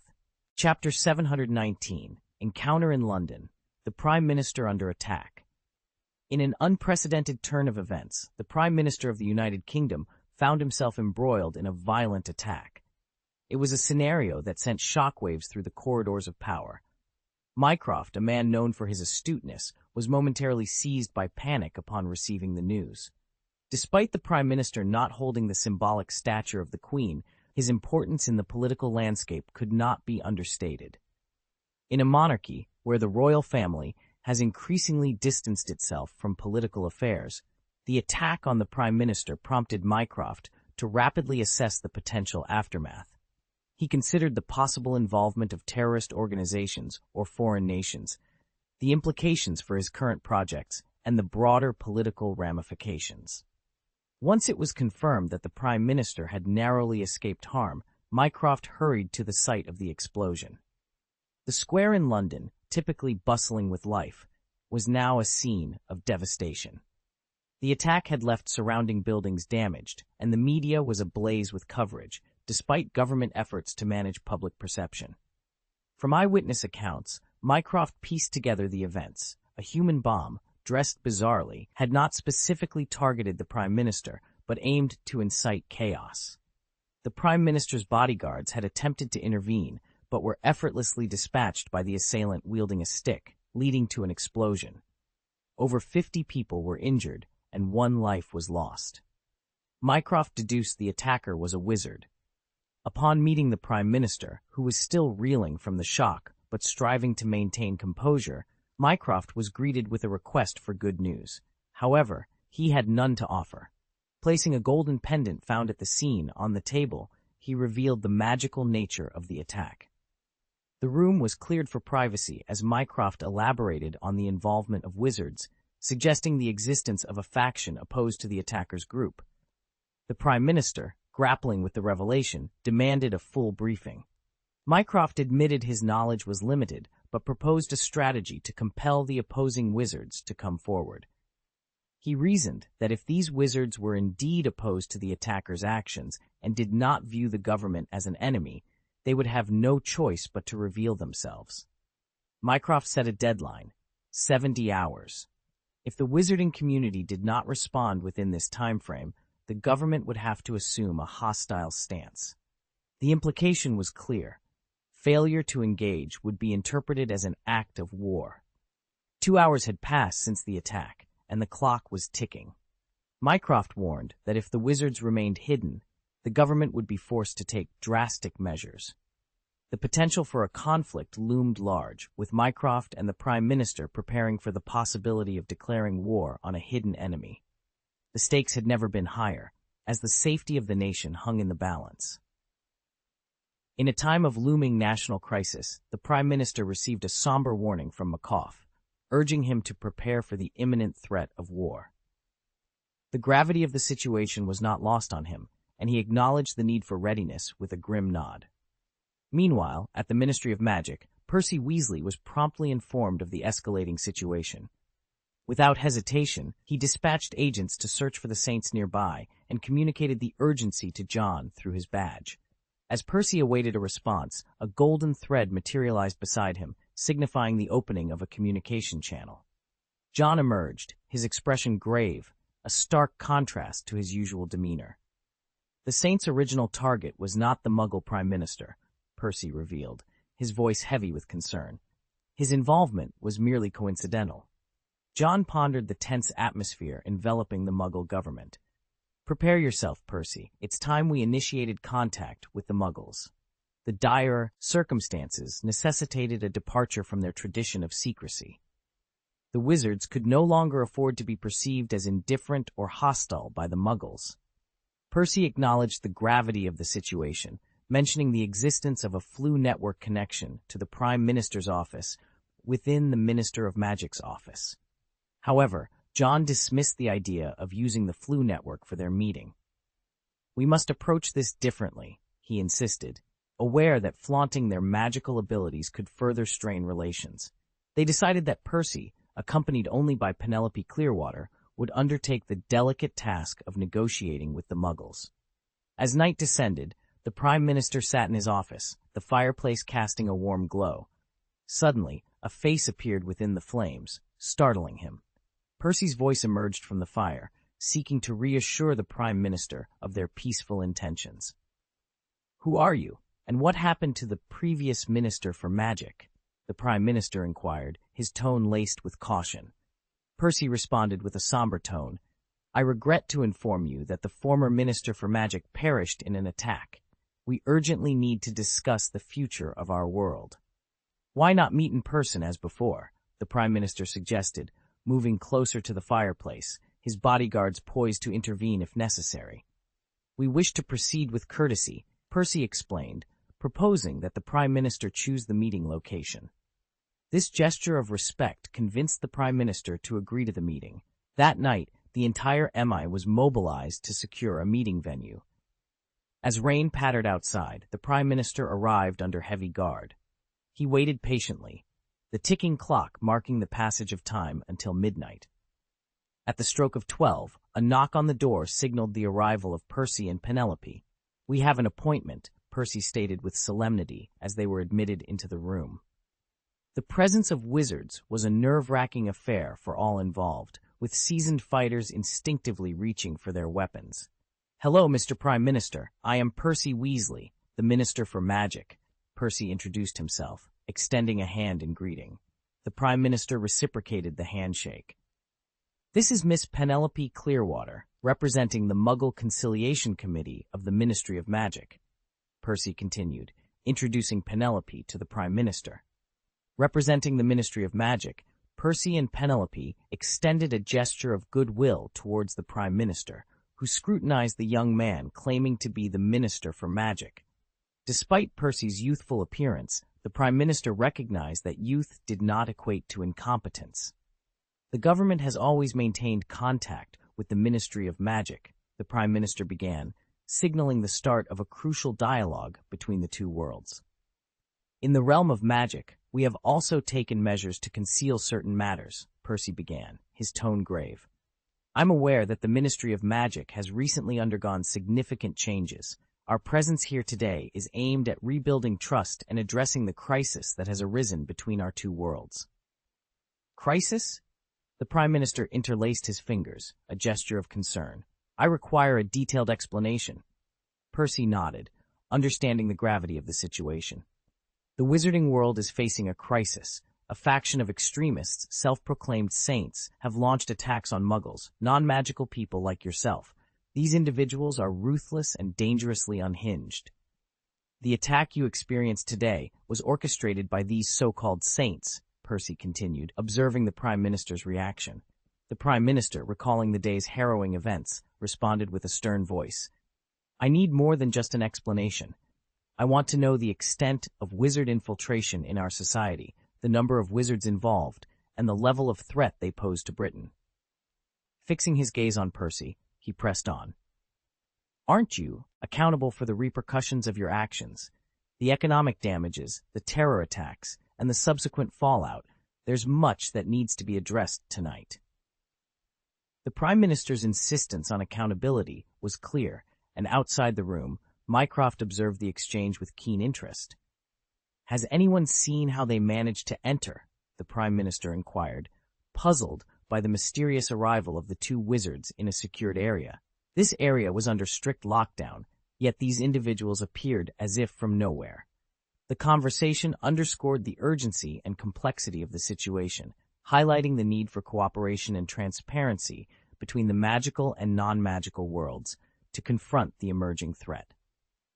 Chapter 720, the antisocial wizard's gambit.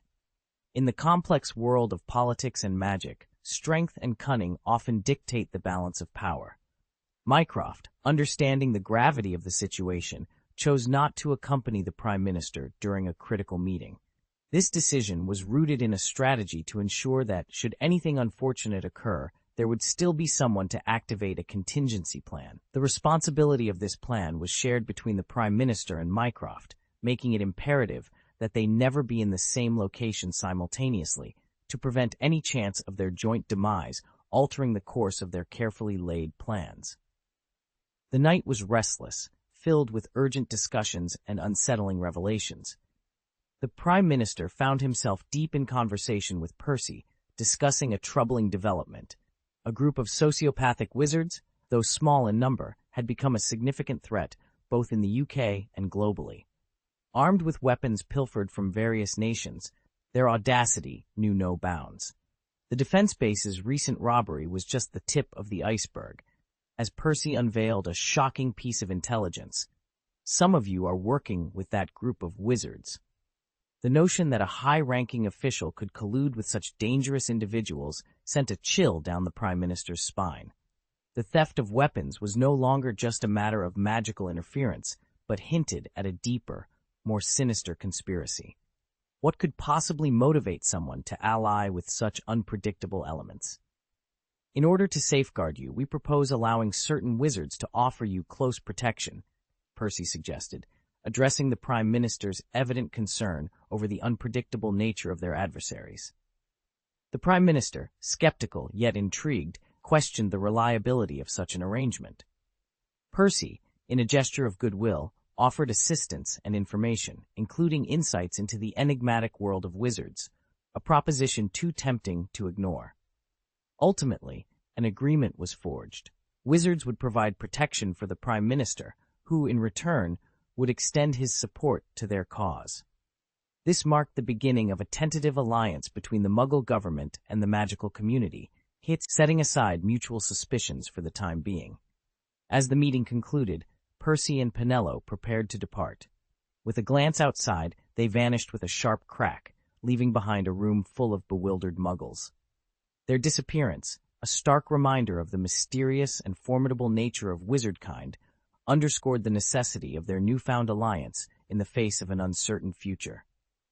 Percy's successful negotiation set the stage for immediate action. Protecting the Prime Minister was no small task, especially with the increasing boldness of their adversaries. The Saints, as they were known, had inadvertently involved innocent bystanders in their schemes, but there was a growing concern that their next move might not be so indiscriminate.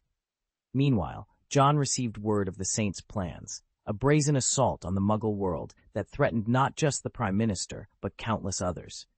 Days later, the city of Preston was rocked by an explosion that leveled a building, injuring hundreds and claiming lives.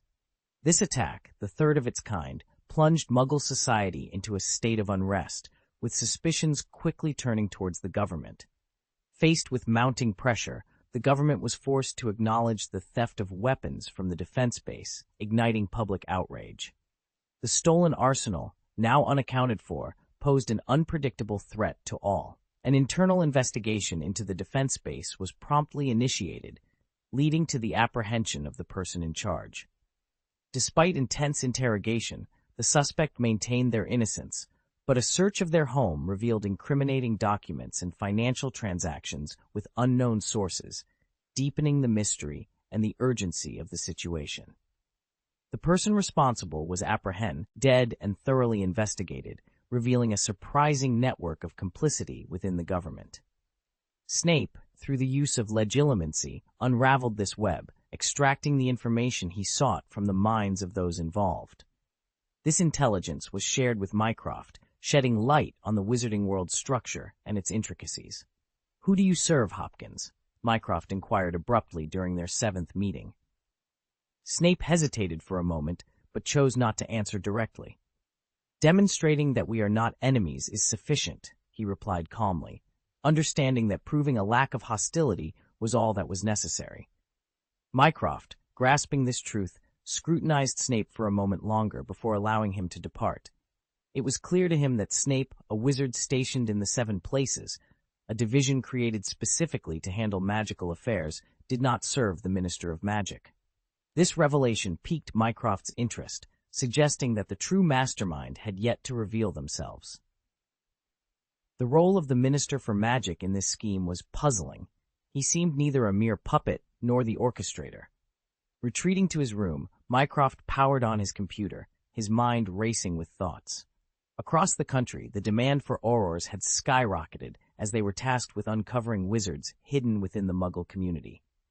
This surge in workload was a direct result of preventing several catastrophic attacks, one of which had left Harry injured.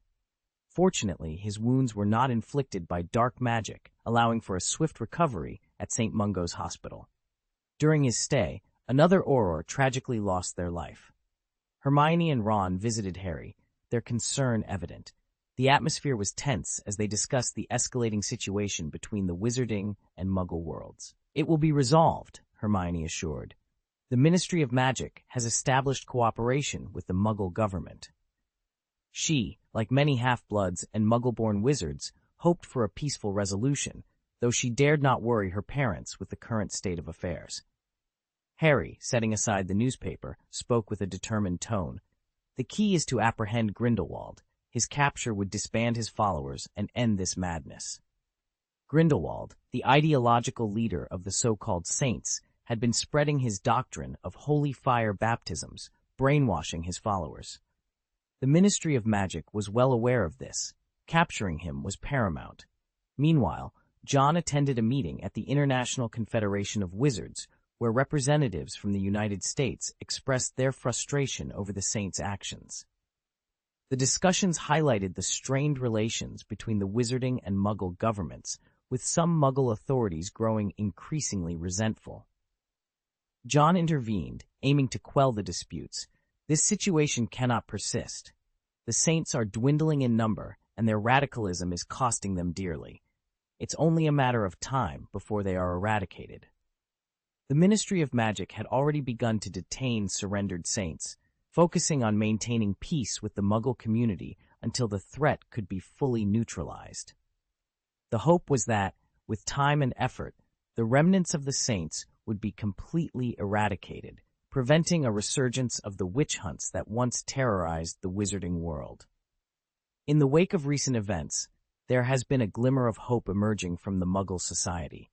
The allies of Grindelwald have been gradually exposed, and with them, the ultimate fate of their amassed weaponry is coming to light.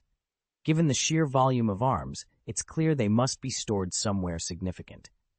Nurmengard, with its notorious history, is evidently not a suitable location for such an arsenal, as it would only lead to further chaos and loss of control over these dangerous tools.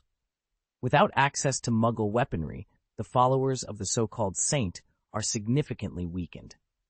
At their core, these individuals are merely low-level wizards dissatisfied with our lives.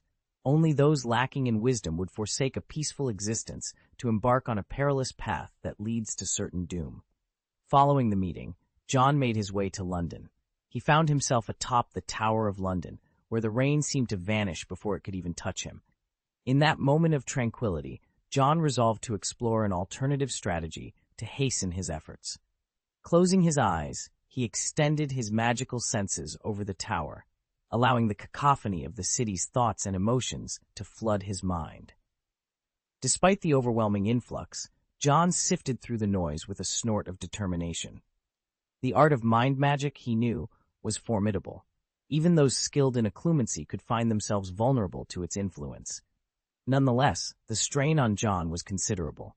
He recognized that what he truly needed was an opportunity to locate Grindelwald, a chance he believed was concealed somewhere within the bustling metropolis of London. Amidst the myriad of voices clamoring for his attention, John finally isolated the one he had been searching for, the distinctive voice of a wizard missing an ear. This discovery marked the beginning of a new lead, one that could potentially bring him closer to unraveling Grindelwald's plans.